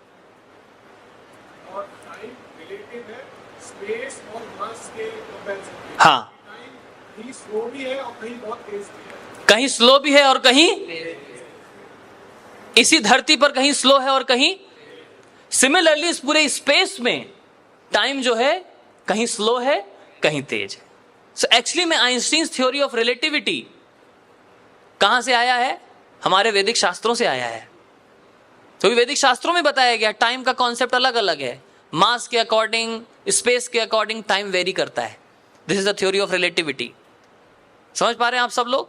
सो इसी के बेसिस पर हम लोग वैदिक कॉन्सेप्ट ऑफ टाइम को समझने का प्रयास करेंगे। ऑनलाइन ऑडियंस भी है हमारे बीच में, इनको भूल गए क्या हम? ऑनलाइन ऑडियंस आप सबको समझ में आ रहा है? अभिषेक, प्रदीप, अंशुल, पार्थ झुंझुनवाला, कई सारे हमारे पुराने स्टूडेंट हैं, खुशी, आयुष, आकृति, सबको समझ में आ रहा है? सब लोग यस लिख करके बोलिए। अमन, आम्रपाली, अंशुल, देवांश, दिव्यकाशी, गीतांजलि, हिमांशु, ईशा, जतिन, जोशी, करण, कुणाल, रोकेश, मनन, मुस्कान, पार्थ, प्रदीप, रागिनी, रजनी, राजू, रक्षित, सरस, शांतनु, शिवानी, तीना एंड वसुंधरा। सबको समझ में आ रहा है? चलिए हरि बोल, सबने हरि बोल लिखा। तो आइए जानते हैं वैदिक कॉन्सेप्ट ऑफ टाइम क्या है। तो आपको एक बहुत ही अच्छा मैं पीडीएफ दिखाने जा रहा हूं जिसमें आपको बताया जाएगा, इस हम लोग टाइम के बारे में आपको बताएंगे, वैदिक टाइम पीरियड्स। ठीक है, इसका पीडीएफ है, मैं आप सबको शेयर भी कर दूंगा। तो यहां पर अब आपको देखिए दिखाया जा रहा है the structure of the universe और उसमें टाइम कैसे ट्रैवल करता है। ठीक है, बहुत ही अच्छा आप देख पा रहे हैं, ये डायग्राम बना हुआ है। फॉन्ट साइज इसका छोटा है तो मैं आपको जूम इन करके दिखाऊंगा। ठीक है, कैसे? Zoom in. तो ये कहां से लिया गया है? भगवत गीता का श्लोक है। देखिए जूम इन हो गया। By human calculation 1000 ages taken together from the duration of Brahma's one day and such also is the duration of his night. कितना? ह्यूमन कैलकुलेशन के हिसाब से 1000 ages, 1000 सहस्त्र युग, 1000 युग मिला करके ब्रह्मा जी का एक दिन होता है। और ब्रह्मा जी का एक दिन कितना है? 4.32 बिलियन ईयर्स। अब एक के बाद एक धमाके होंगे, सुनते जाइएगा। 4 युगों की गणनाएं अब आपको ईयर के हिसाब से बताने जा रहा हूं, देखिएगा। सत्ययुग, सत्ययुग की एज कितनी है? 1.728 मिलियन, 17,28,000। ठीक है, इसमें से 4,32,000 कम कर दीजिए तो किसका हो जाएगा? त्रेता युग। देख पा रहे हैं आप सब लोग? ये देखिए त्रेता युग। त्रेता युग का कितना है? 1196, 1296। फिर त्रेता के बाद द्वापर युग का कितना है? ये 8,64,000। और कलयुग का कितना है? 4,32,000। अब क्या आता है?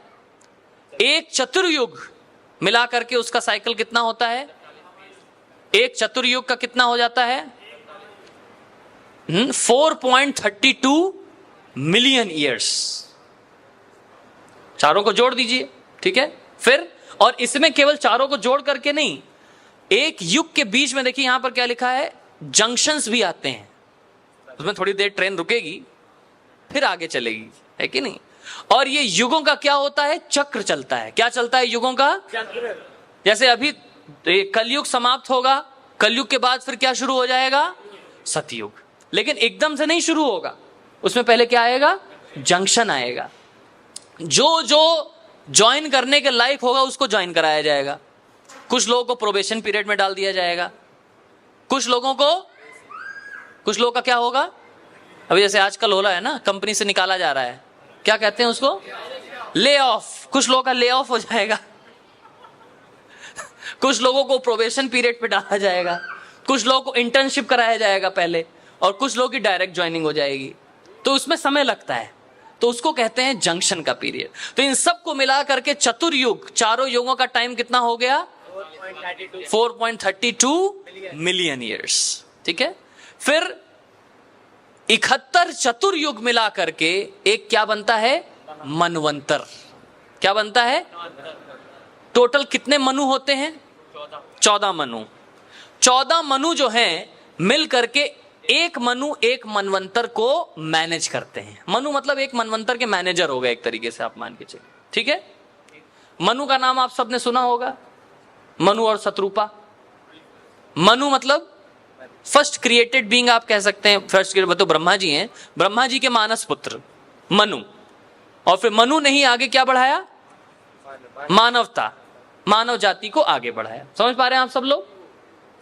भगवान श्री कृष्ण भी गीता में कहते हैं क्या, इमं विवस्वते योगम प्रोक्तवान अव्ययम विवस्वान मनवे प्राहा मनुर इक्ष्वा कवे अब्रवीत। भगवान ने भगवद गीता का ज्ञान किसको किसको दिया, चौथे अध्याय में भगवान बताते हैं क्या, सूर्य के गॉड विवस्वान, उसके बाद विवस्वान ने विवस्वान मनवे प्राहा मनुर इक्ष्वा कवे अब्रवीत, उसके बाद मनु को और फिर मनु से इक्ष्वाकु को। समझ पा रहे हैं आप सब लोग। तो इस प्रकार से ज्ञान आगे गया। तो वो एक मनु जो होते हैं वो पूरे मनवंतर के क्या होते हैं, राजा होते हैं, एक तरीके से मैनेजर होते हैं। और एक मनवंतर कितने चतुर्युगों से मिलकर के बना होता है, 71 चतुर्युग का एक साइकिल होता है। तो 71 इंटू 4.32 मिलियन, तो कितना हो जाएगा 306.72 मिलियन। ये मैं आप लोगों को पीडीएफ शेयर कर दूंगा, ठीक है। नेक्स्ट क्या आता है, मनवंतर का फिर जंक्शन होता है जिसको संध्या कहते हैं, और उस संध्या का भी टाइम यहां पर बताया गया है। फिर एक दिन ब्रह्मा का 12 घंटे, एक डे टाइम। एक डे टाइम कितना होता है ब्रह्मा जी का, उसमें 14 मनवंतर होते हैं, मतलब 14 बार, ये 14 गुणे 71 गुणे 4, चतुर्युग की 71 साइकिल 14 बार हो जाएंगी कितने दिन में, ब्रह्मा जी के एक 12 घंटे में केवल। समझ पा रहे हैं आप सब लोग। ये है टाइम का, जागते रहो, ये है टाइम का ड्यूरेशन। अब इस करंट जहां पर अभी हम हैं 2023 में आने तक कितना समय अभी तक बीत चुका है, जानना चाहेंगे आप सब लोग। तो देखिए लिखा है करंट ड्यूरेशन, थोड़ा सा जूम कर देते हैं, जुप। टाइम पास्ड इन करंट चतुर्युगा, तो सतयुग के कितने वर्ष बीते, 1.72 मिलियन, प्लस त्रेता युग के कितने बीते, 1.2 मिलियन, द्वापर युग के कितने बीते, 0.8 मिलियन, और 5000 वर्ष कलयुग के। तो टोटल मिलाकर के कितना टाइम अभी तक बीत चुका है, 7.893 मिलियन ईयर्स बीत चुके हैं इस चतुर्युग की साइकिल के। ये सब सोच के आप लोग लग रहा हो प्रभु जी मतलब ये इतना समय बीतता कैसे है, इतना समय बीतता कैसे है। जैसे चींटी के लिए आपका समय बीत रहा है, जैसे मच्छर के लिए आपका समय बीत रहा है। समझ पा रहे हैं आप सब लोग। थ्योरी ऑफ रिलेटिविटी याद है ना, थ्योरी ऑफ रिलेटिविटी। क्या क्या कह रहे हैं, क्या कह रहे हो, 3.89 हुआ ना, तो मैं 7 बोला, 3 बोल रहा है, इतना क्या है। Now time passed in current day of Brahma ji, जो हमारे ब्रह्मा जी हैं, इन ब्रह्मा जी की उम्र में कितना समय बीता है, जानना चाहेंगे आप सब लोग। तो ब्रह्मा जी का करंट डे जो अभी चल रहा है, दिन चल रहा है, इसमें 6 मनवंतर बीत चुके हैं। तो अभी कौन सा मनवंतर चल रहा है, 7वां मनवंतर। और 7वें मनवंतर के मनु कौन है, वैवस्वत मनु। कौन मनु है, 14 मनुओं के नाम भी हैं, वैवस्वत मनु, रैवत मनु, कई सारे मनु नाम हैं उनके, है कि नहीं। करंट मनु देखिए, एज ऑफ करंट मनु भी नेक्स्ट कॉलम में बताया गया, वैवस्वत मनु, ठीक है। ब्रह्मा जी का ये दिन चल रहा है, और इस दिन में ब्रह्मा जी का टाइम पास कितना समय बीत चुका है, ब्रह्मा जी का 2347 मिलियन ईयर्स, ह्यूमन ईयर्स बीत चुके हैं ब्रह्मा जी के एक दिन में। समझ पा रहे हैं आप सब लोग। और ब्रह्मा जी की उम्र कितनी बीती है अभी, time remain until the current Brahma, देखिए सारा लिखा हुआ है, current age of Brahma ji, यहां देख रहे हैं, what is the current age of Brahma ji. Brahma ji की करंट एज क्या है अभी, 50 साल हो चुके हैं, 51 साल के हो चुके हैं ब्रह्मा जी, ठीक है। 51 साल चल रहा है उनका, और 51 साल में भी इतना समय बीत चुका है। Time pass in current day of Brahma ji, इतना मतलब कितना, 155.55 to 197 ट्रिलियन ईयर्स बीत चुके हैं ब्रह्मा जी की एज में। कितना बचा है अभी, 155.5183 ट्रिलियन ईयर्स अभी बचे हुए हैं। समझ में आ रहा है आप सभी को। प्रभु जी समझ में ये आ रहा है कि कुछ समझ में नहीं आ रहा है, क्या चल रहा है? सीधा बिलियंस में, ट्रिलियंस में। हमने तो 1.5 ट्रिलियन इकोनॉमी सुनी थी, इधर तो सीधा बिलियन ट्रिलियन में ईयर की बात हो रही है। तो इन सब को समझ करके हमें यही समझ में आना चाहिए क्या, कि हमें ये समझ पाना बड़ा मुश्किल है। लेकिन हमारे शास्त्रों में हर चीज एग्जैक्ट ड्यूरेशन के साथ एक्सप्लेन करी गई। समझ पा रहे हैं आप सब लोग? नाउ व्हाट इज द वैदिक कॉन्सेप्ट ऑफ क्रिएशन? चलिए आप सबको क्रिएशन समझाते हैं। तो इसके लिए आप सबको हम गोलोका चार्ट दिखाते हैं।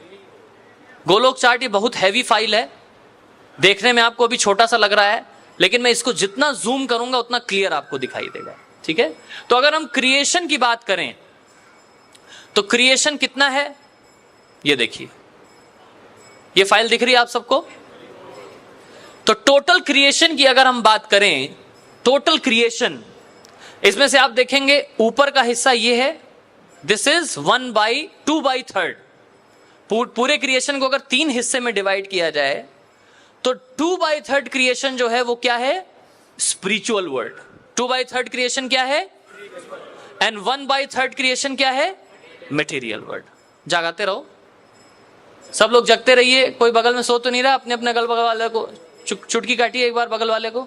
जग रहे हो ना? पिंच, न्यू पिंच करिए अगल बगल वाले को, न्यू पिंच। हर्ष प्रभु बगल वाले को, आप उसको सब न्यू पिंच करिए अपने अपने बगल वाले को। ओके, ज्यादा नहीं करनी है, थोड़ा थोड़ा किया आपने। शशांक संस्कार प्रभु कर दिया, न्यू पिंच किया आप लोगों ने? थोड़ा थोड़ा करना है, ज्यादा नहीं, और लड़ाई झगड़ा नहीं। नींद खुली प्रभु? अच्छा, आई नहीं थी। ओह, सो गोलोक चार्ट में कितना % स्पिरिचुअल क्रिएशन है? मटेरियल क्रिएशन कितना है? यस। आइए अब इसको जूम करके देखते हैं। तो पहले आप लोग मटेरियल क्रिएशन देखना चाहेंगे? सब तैयार हैं? चलिए देखते हैं। तो चलते हैं, 1 2 3 जूम। और जूम करें, जूम। अभी सब साफ होगा, बहुत हैवी फाइल है ये। देखो हो गया साफ, दिख रहा है आप सबको? तो आइए शुरुआत करते हैं भौतिक जगत की।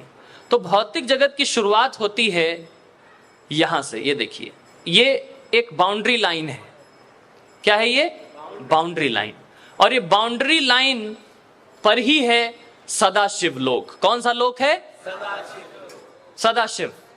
सदाशिव लोक एक्चुअली में स्पिरिचुअल वर्ल्ड में आता है, इस भौतिक जगत का हिस्सा नहीं है। लेकिन सदाशिव से ही 12 रुद्र निकलते हैं। कितने रुद्र निकलते हैं? रुद्र निकलेंगे, और वो रुद्र फिर इस मटेरियल वर्ल्ड में आकर के अपने अपने पोजीशंस को संभालते हैं। तो इस मटेरियल वर्ल्ड में फिर वो कौन सा धाम आ जाता है? महाकाल धाम। ठीक है। तो शिव तत्व जो है, आई होप आप सबने gods and Demi God session attend किया होगा। उसमें आप लोगों को बताया जाता है शिव तत्व क्या है, देवी तत्व क्या है, जीव तत्व क्या है, सब पता है आप सब लोगों को। तो शिव तत्व जो है वो जीव तत्व नहीं है। समझ पा रहे हैं आप सब लोग? वो स्पिरिचुअल वर्ल्ड में आते हैं। ओके। और उन्हीं सदाशिव से फिर 12 रुद्र निकलते हैं, जो कि आगे चल के सारे चीजों को संभालते हैं। शिव जी जो है किसके अधिष्ठाता देव हैं? एक होता है क्रिएशन, मेंटेनेंस एंड एनहिलेशन। तो किसके देवता हैं? एनहिलेशन। शिव जी जो है क्या कराते हैं? संहार। ठीक है कि नहीं?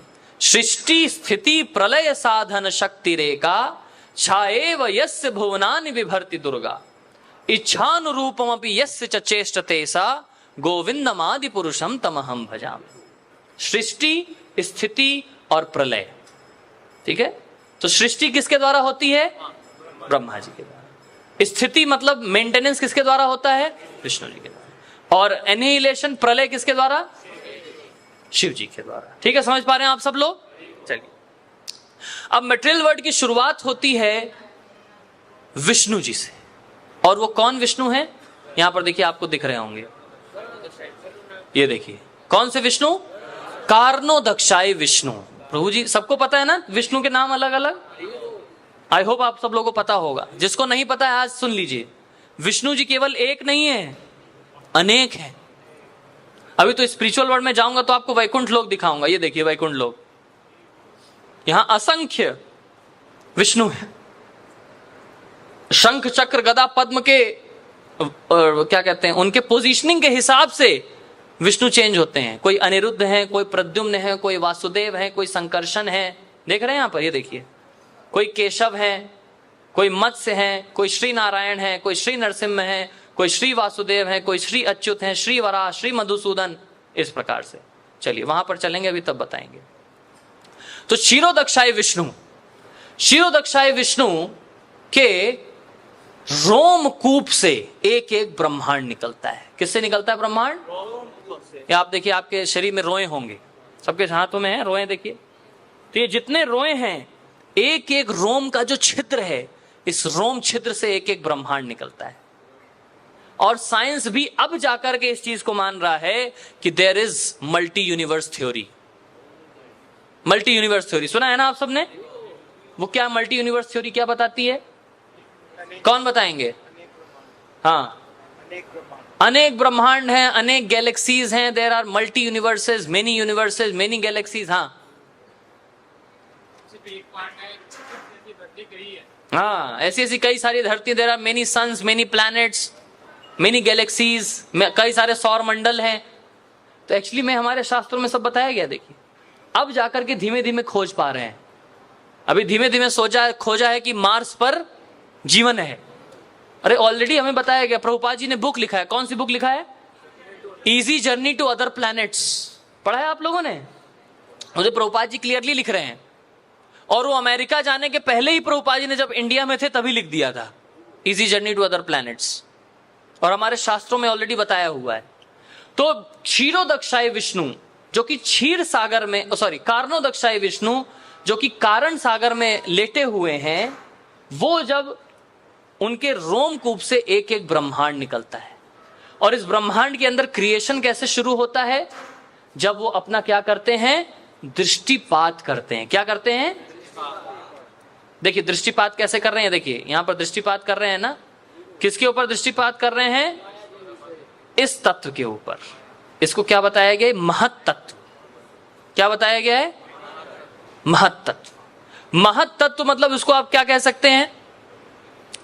जैसे कोई बिल्डिंग बननी है, कोई बिल्डिंग बननी है, तो उस बिल्डिंग बनने के लिए कई सारा रॉ मटेरियल चाहिए होता है। सीमेंट है, मोरंग है, बदरपुर है, और क्या क्या, ईंट है, सीमेंट है, बालू है, रेत है, ये सब चाहिए होता है।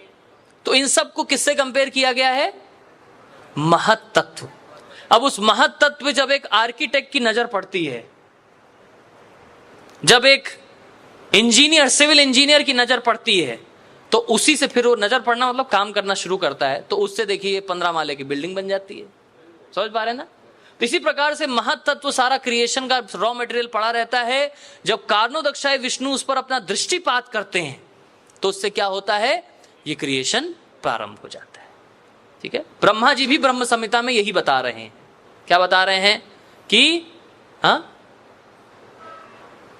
यच्चक्षुरेश सविता सकल ग्रहानाम राजा समस्त सुरमूर्ति रशेष तेजा यस्याज्ञया भ्रमति समृत काल चक्रो गोविंदमादि पुरुषम तमहम भजामि। जिनके दृष्टिपात करने से नहीं, यह कारणार्णव जले भजति स्म योगा। ये कारणार्णव, कारण सागर, कारणोदक्षाय विष्णु उसमें लेटे हुए हैं। निद्राम अनंत जगदंड सरोम कूपहा, उनके रोम कूप से अनंत कोटि ब्रह्मांड निकल रहे हैं। हाँ, निद्राम अनंत जगदंड सरोम कूपहा आधार शक्ति अवलंब पराम स्वमूर्तिम गोविंदमादि पुरुषम तमहम भजामि। जो आधार शक्ति हैं, जिनके ग्लैंस करने से ये प्रधान, ये जो महत तत्व है उसमें क्रिएशन प्रारंभ हो जाता है, वो है कारणोदक्षाई विष्णु, जो कि क्या है? गोविंद के एक एक्सपेंशन है, अंश है। ठीक है, ठीक है, समझ में आ गया सभी को? क्या समझ में आ रहा है? समझ नहीं आ रहा।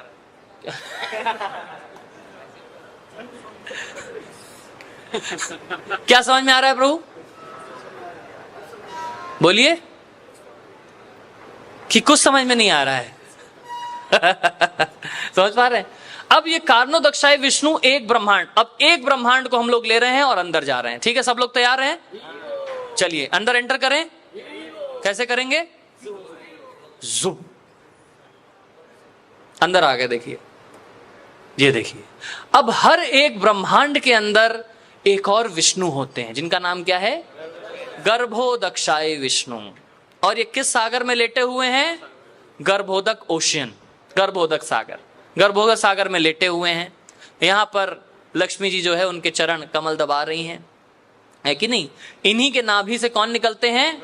ब्रह्मा जी निकलते हैं नाभि कमल से, नहीं कि नहीं? और वो फिर आगे चल करके सारा क्रिएशन संभालते हैं। ठीक है, समझ पा रहे हैं आप सब लोग? चलिए, तो ये गर्भोदक्षाय विष्णु जो हैं, हर एक यूनिवर्स में ब्रह्मा, विष्णु और महेश का एक एक सेट होता है। क्या होता है?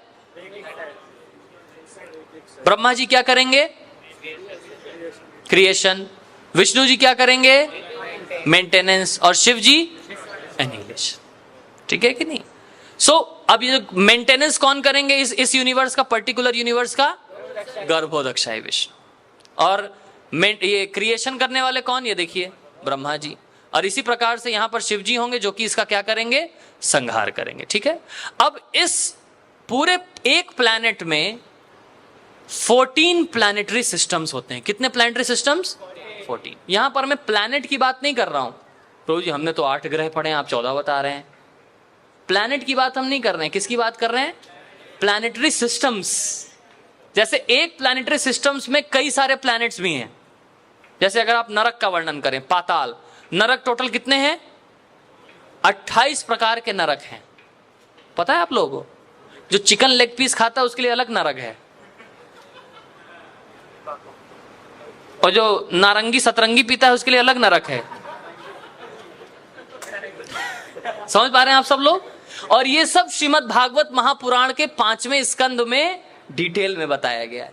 कौन सा बुरा कर्म करोगे, कौन सा पाप करोगे तो कौन से नरक में जाओगे।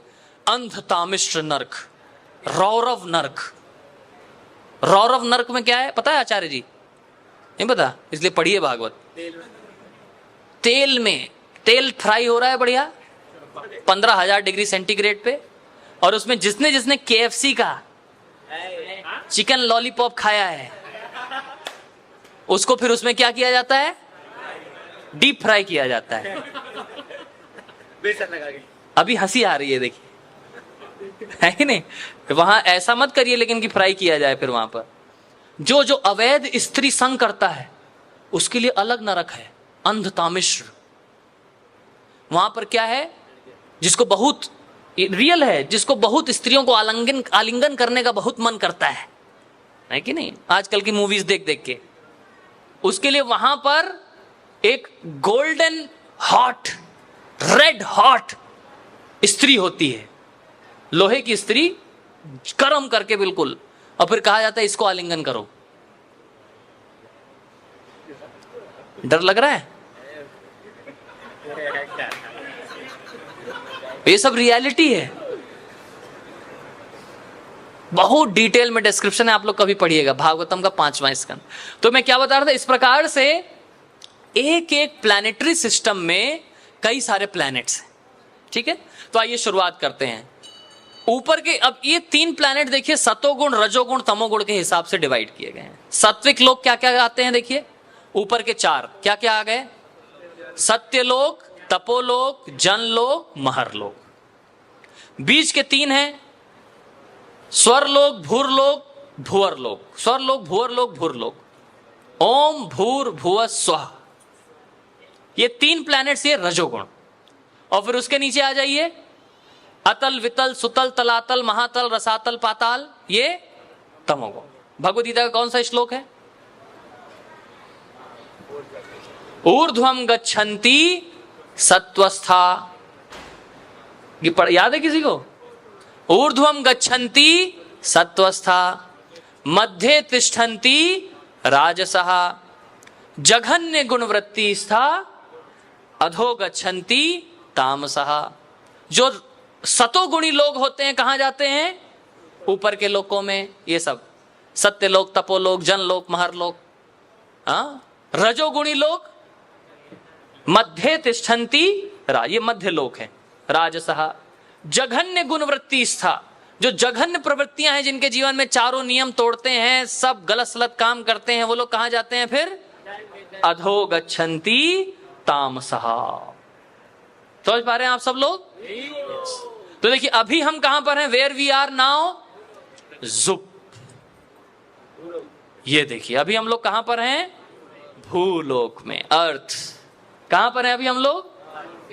अर्थ के ऊपर कितने प्लैनेट? 6। अर्थ के नीचे कितने प्लैनेट? 7। टोटल 14। ठीक है, अब देखिए हर एक का डिस्क्रिप्शन भी है। भूलोक में कौन रहते हैं? अर्थ में कौन कौन रहता है? देखिए क्या लिखा था, अबोर्ड ऑफ ह्यूमन बींग्स। पढ़ते रहिए, मेरी हेल्प करिए। कौन हेल्प करेंगे? माइक लीजिए, माइक दीजिए पीछे, जल्दी जल्दी। हाँ इसको, हाँ पढ़िए। भूलोक में कौन रहते हैं? The abode of human beings. Next दे दीजिए, नेक्स्ट माइक दीजिए, माइक ओपन करके जल्दी से। भूअरलोक में कौन रहता है? घोस्टली स्पिरिट्स, है कि नहीं? भूत पिशाच। आगे स्वरलोक, डेमीगॉड्स। नेक्स्ट दीजिए, पीछे दीजिए, पीछे। हाँ, महरलोक में कौन रहते हैं? जोर से पढ़िए। भृगु मुनि, भृगु भृगु। और हाँ नेक्स्ट दे दीजिए, जनलोक में कौन रहते हैं? हाँ नेक्स्ट कौन रहते हैं? तपोलोक में 4 कुमारास, 4 कुमार। और फिर सत्यलोक में कौन रहते हैं? ब्रह्मा जी। ब्रह्मा जी ऊपर रहते हैं सत्यलोक में। समझ गए? अब नीचे आ जाइए, माइक अब आगे आएगा धीमे धीमे, है ना? अतल में कौन रहता है? पढ़िए, माइक में पढ़िए। The abode of demons and the son of Maya. Maya demon, Maya दानव। वितल में कौन रहते हैं? The abode of demons, Lord Shiva. Lord Shiva resides here. भगवान शिव यहां पर रहते हैं। यस। देन वितल, फिर उसके बाद क्या आ गया? सुतल। सुतल में कौन रहता है? पढ़ो, माइक में कहां है माइक? हाँ, लॉर्ड वामना रिसाइड्स हियर। कौन रहते हैं? बलि महाराज। बलि महाराज को वामन देव ने दिया था ना? नहीं, एक फिर लोक दिया था। कौन सा लोक दिया था? सुतल लोक। ये सब जीएस में क्वेश्चन आएगा। जीएस का पेपर आता है ना? जीके जीके जीके में आएगा ये सब कुछ। 10 नंबर का क्वेश्चन आता है ये मेंस में। जीके मतलब क्या? General knowledge. जनरल नॉलेज नहीं, कौन सा नॉलेज? God knowledge. 10 नंबर का आएगा मेंस में। एग्जाम कब होता है? कब होता है exam? Life is a preparation, death is an examination. उस समय पर पूछा जाएगा। एसपीएस कैंप में गए थे, वहां पढ़ाया गया था। बताओ क्वेश्चन, बलि महाराज का कौन सा प्लेनेट है? वहां कौन से लॉर्ड रिसाइड करते हैं? 10 नंबर का आएगा। अब अगर वहां नहीं बता पाए, फिर से प्री देना पड़ेगा। ठीक, समझ रहे हैं आप? पीछे वालों सुन रहे हैं सब? ये नींद आ रही है? सुन रहे हैं सब? तो जोर से बोलो। इधर वाले लुधियाना वालों, ठीक है चलिए। तलातल, माया दानव। फिर महातल, नागलोक। आपसे जल्दी तो मैं पढ़े दे रहा हूं। रसातल, दैत्य रहते हैं वहां पर। फिर पाताल, नाग वासुकी, वासुकी नाग वहां रहते हैं। और फिर नरक लोक में सारे 28 नरक लोक आ जाते हैं। ठीक है, तो देखिए, और यहां पर एक अलग से लोक देखिए बताया गया। कौन सा लोक? ध्रुव लोक। अब बाकी और डिटेल है कि कैसे कैसे क्या क्या काम करता है, कैसे इसकी 7 लेयर्स हैं, 7 कवरिंग है, कैसे कैसे हैं। तो ये सब भी श्रीमद् भागवतम के दूसरे स्कंद में इसको डिटेल में बताया गया है। सबसे पहले महत तत्व। महत तत्व से क्या आता है? False ego. ईगो से फिर क्या आता है? ईथर। ईथर से फिर क्या आता है? एयर से, फायर से, वाटर से फिर अर्थ। इसके सबके अपने अपने कंपोनेंट्स होते हैं। कैसे कैसे एक एक कंपोनेंट डिटेल में दूसरे स्कंद में, और आप लोगों को डिवाइस 6 में भी ये बताया जाता है, डिवाइस 6 में बताया जाता है। पता है, पढ़ा है आप लोगों ने? क्या पढ़ा डिवाइस 6 में? हाँ, कैसे कैसे क्रिएशन आता है। बाइबल में कहा गया, Jesus God said let there be creation and there is creation, let there be light and there is light. आया कैसे लाइट, हुआ कैसे ही earth, let there be earth, कैसे आया अर्थ, ये कहां बताया गया है? हमारे भागवत पुराण में। तो इसीलिए अदर स्क्रिप्चर्स को किससे कंपेयर किया गया है? Pocket dictionary. किससे कंपेयर किया गया है? पॉकेट डिक्शनरी का मतलब क्या होता है बताइए? हाँ बताइए। क्विक रेफरेंस, जैसे 8th क्लास का बच्चा है तो उसके लिए अलग डिक्शनरी होगी, पॉकेट उसके हिसाब से। Quick reference, mainly used words उसमें आते हैं। अब भागवत महापुराण हमारे वैदिक शास्त्रों को क्या बताया गया है? Chambers dictionary. क्या बताया गया? चैम्बर्स डिक्शनरी का मतलब पूरे विश्व में जितना भी है सब कुछ इस डिक्शनरी में है। अर्थ है तो आया कैसे, ये सारे एलिमेंट्स हैं तो आए कैसे, किसके क्या क्या कंपोनेंट्स हैं। हाँ, और ये किसको चैम्बर्स डिक्शनरी समझाई जाती है? किसको समझाई जाती है? जिसको कुछ समझ में नहीं आता है है ना? नहीं, आप सबको समझाया जा रहा है, इसलिए आप सब बहुत भाग्यशाली हैं कि आप लोगों को समझाया जा रहा है। ठीक है, चलिए अब हम लोग थोड़ा जूम आउट करते हैं और अब आपको लिए चलते हैं कहां? वैकुंठ लोक में। ये भक्त कह रहे हैं प्रसादम की तरफ। प्रसाद के मैं क्यों लो, आपको खुद जाना है। इसी भौतिक जगत में देखिए धाम होता है किसका? यहां देखिए लास्ट इधर आपको साइड में दिख रहा है किसका? देवी धाम और महेश धाम दिख रहा है सभी को। ऑनलाइन ऑडियंस है हमारे साथ, बने हुए हैं, नहीं रहे हमारे बीच? हैं बने हुए हैं, ठीक है, हैं हमारे साथ हैं। आप लोग, ये लोग तो वीडियो ऑफ करके पा लेते हैं धीमे से। यहाँ सब ऑफलाइन वाले ऑडियंस कह रहे हैं प्रभु जी इनको प्रसाद कैसे मिलेगा? तो मैं कह रहा हूँ ये लोग वीडियो ऑफ करके ही खा लेते हैं अपना। हाँ, कई लोग हैंड थम्स अप करके बता भी रहे हैं हाँ प्रभु जी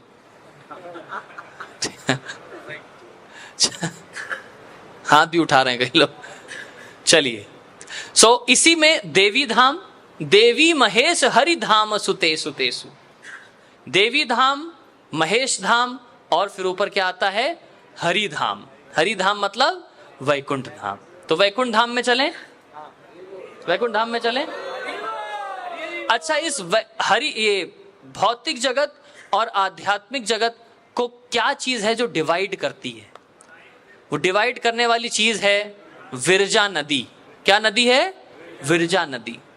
आप देखो ये सबसे आसान होता है, नदी के द्वारा किसी भी चीज को डिवाइड किया जाता है ना? नहीं, अब देखो नदी के द्वारा ही देशों की सीमाएं बढ़ती हैं, राज्यों की सीमाएं बढ़ती हैं। जिसको जियो पॉलिटिक्स ये सब पे इंटरेस्ट है, आप देखो कैसे बढ़ती हैं सीमाएं? नदी की धारा, नदी बांट देती है कि नहीं? उसी प्रकार से ये विरजा नदी जो है, जिसको कारण सागर कहा जाता है, इसी के द्वारा भौतिक जगत और आध्यात्मिक जगत को डिवाइड किया जाता है। समझ पा रहे हैं आप सब लोग? तभी आप लोग देखिए गरुड़ पुराण में अगर सुनते होंगे तो गरुड़ पुराण में आता है ना, आज जीवात्मा जाएगी, उसको छाता दो, चप्पल दो, वो सब होते हुए जाएगी, उसको बहुत लंबा सफर तय करना है। कहां से जाएगा? यही सभी। समझ पा रहे हैं आप सब लोग? चलिए आगे बढ़ते हैं। और जैसे ही हम आध्यात्मिक जगत में एंटर करते हैं तो सबसे पहले क्या दिखता है? ब्रह्म ज्योति। ब्रह्म ज्योति क्या है? कौन बताएगा पीछे से? ब्रह्म ज्योति क्या है? हाँ, यस, हाँ, बॉडली इफल्जेंस। यार इनके लिए तालियां बजाइए सब जोर से। ताली बजाने में कंजूसी, बजाओ।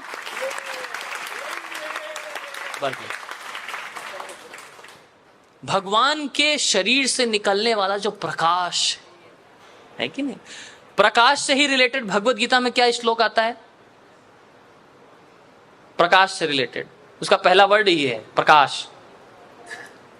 नाहम प्रकाश सर्वस्य योग माया समावृतः मूढ़ो अयम नाभिजानाति लोको माम अजम अव्ययम।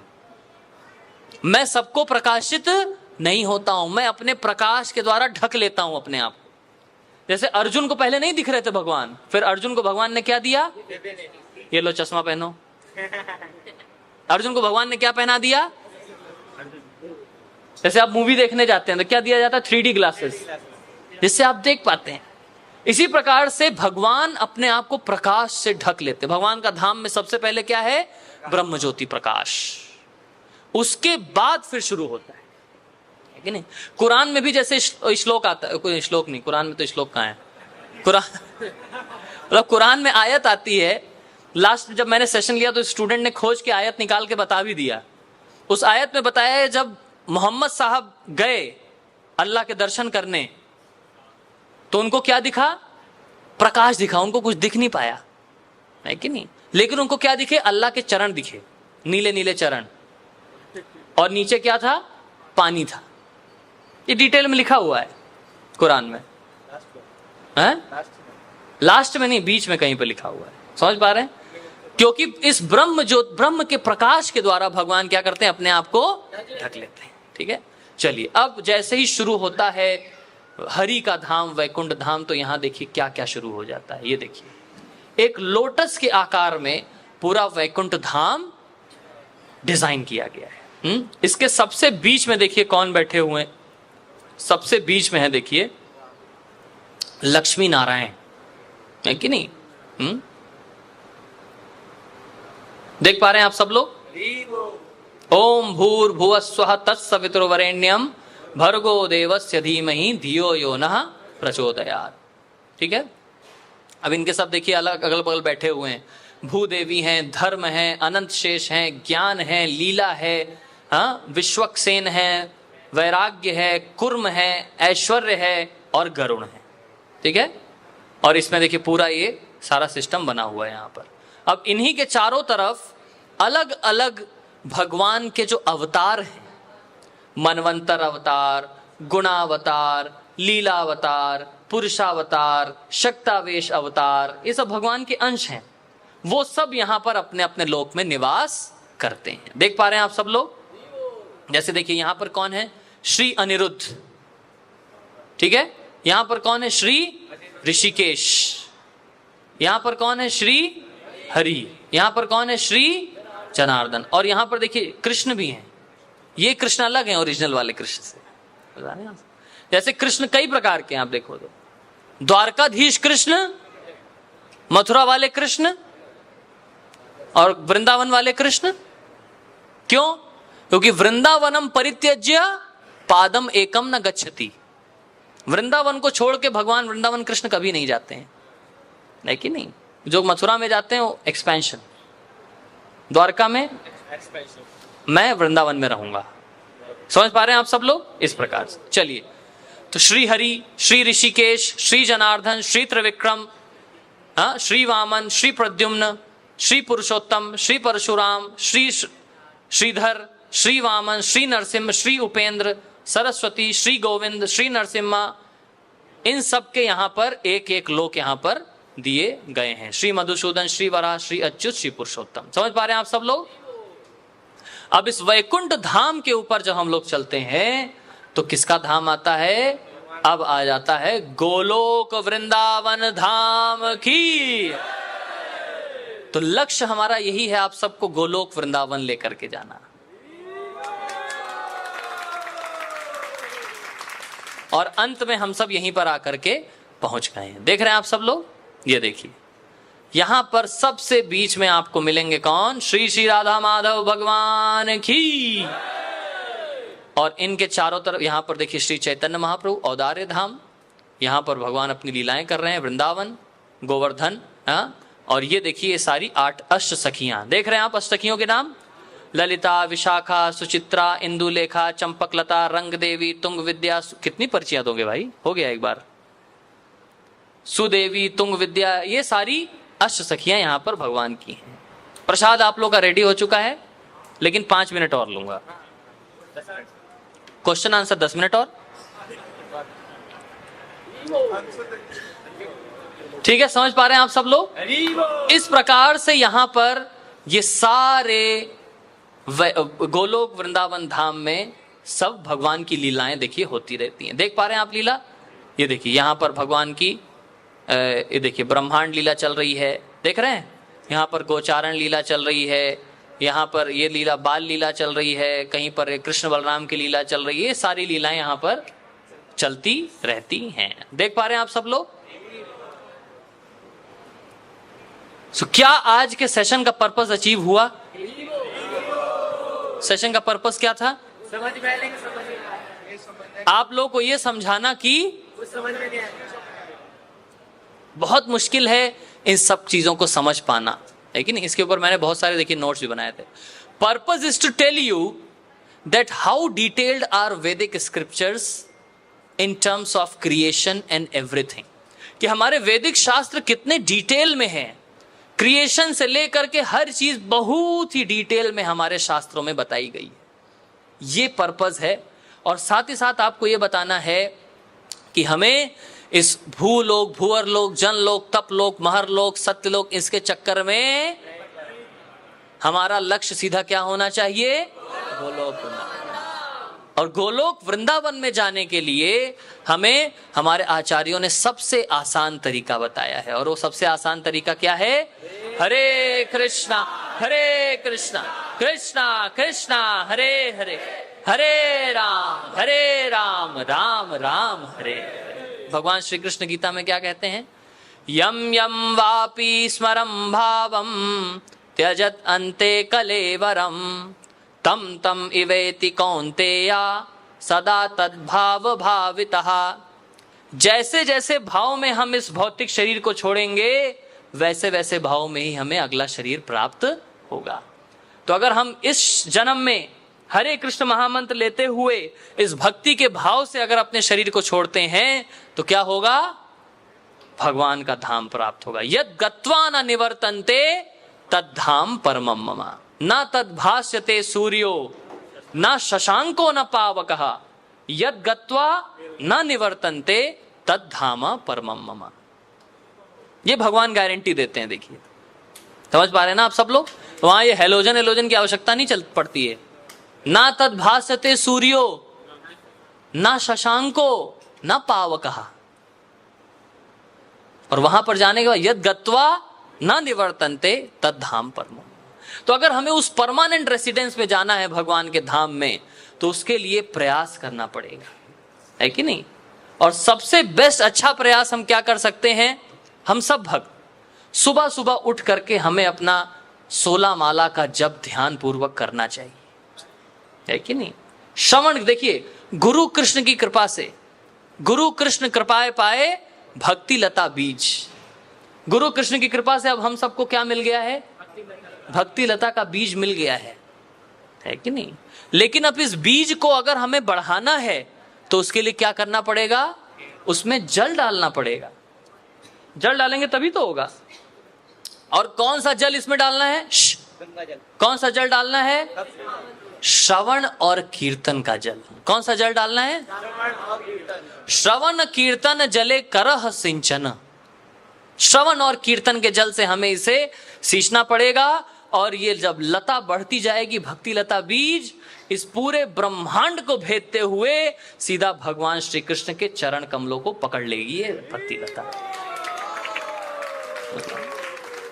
और ये सब चैतन्य चरितामृत में एक्सप्लेन किया गया है श्री चैतन्य महाप्रभु के द्वारा। समझ रहे आप सब? हम सब बहुत भाग्यशाली हैं कि हमें ये भागवतम का संदेश, ऑथराइज्ड ऑथेंटिक ज्ञान हमें प्राप्त हो रहा है। नहीं तो लोग घूमते रहते हैं, इधर उधर घूमते रहते हैं, 84 के चक्कर में पड़े रहते हैं। कोई कर्म कांड में फंसा है, कोई ज्ञान कांड में फंसा है कि नहीं? कर्म कांड, इसीलिए हमारे शास्त्रों में बताया गया आचार्यों ने, क्या? कर्म कांड, ज्ञान कांड, सकल विषय भांड, नाना योनि सदा फिरे, कदर्य भक्षण करे, है कि नहीं? नाना योनियों में फिरते रहेंगे और कदर्य का भक्षण करें। कदर्य पता है क्या होता है? नहीं पता? हॉक्स स्टूल, उसको नहीं बोलूं क्योंकि प्रसाद पाने जाना है आप लोगों को। हिंदी, शुद्ध हिंदी में नहीं बताऊंगा, ठीक है? नाना योनियों में फिरता रहेगा और अल्टीमेट सक्सेस को प्राप्त नहीं कर पाएगा। तो इसलिए अल्टीमेट गोल है Golok Vrindavan. What is our goal? Goal to Goloka. What is our goal? Goloka. Golok जाना है हमको, तो उसके लिए क्या करना पड़ेगा? हरे कृष्ण महामंत्र का जब ध्यान पूर्वक करना है, शास्त्रों का अध्ययन करना है, वैदिक शास्त्रों में जो विधि विधान बताए हैं इनका हमें पालन करना है। समझ पा रहे हैं आप सब लोग? करेंगे, सब लोग करेंगे, तभी गोलोक धाम जा पाएंगे, नहीं तो इधर ही एक यूनिवर्स से दूसरे यूनिवर्स, दूसरे यूनिवर्स तीसरे यूनिवर्स, है कि नहीं? पुनरपि मरणम, पुनरपि जननम, पुनरपि जननी जठरे शयनम, चलता रहेगा चक्र। ठीक है, तो सब करेंगे अच्छे से भक्ति। चलिए, एनी क्वेश्चंस, एनी कमेंट्स? आपका कोई प्रश्न है, कोई समीक्षा है?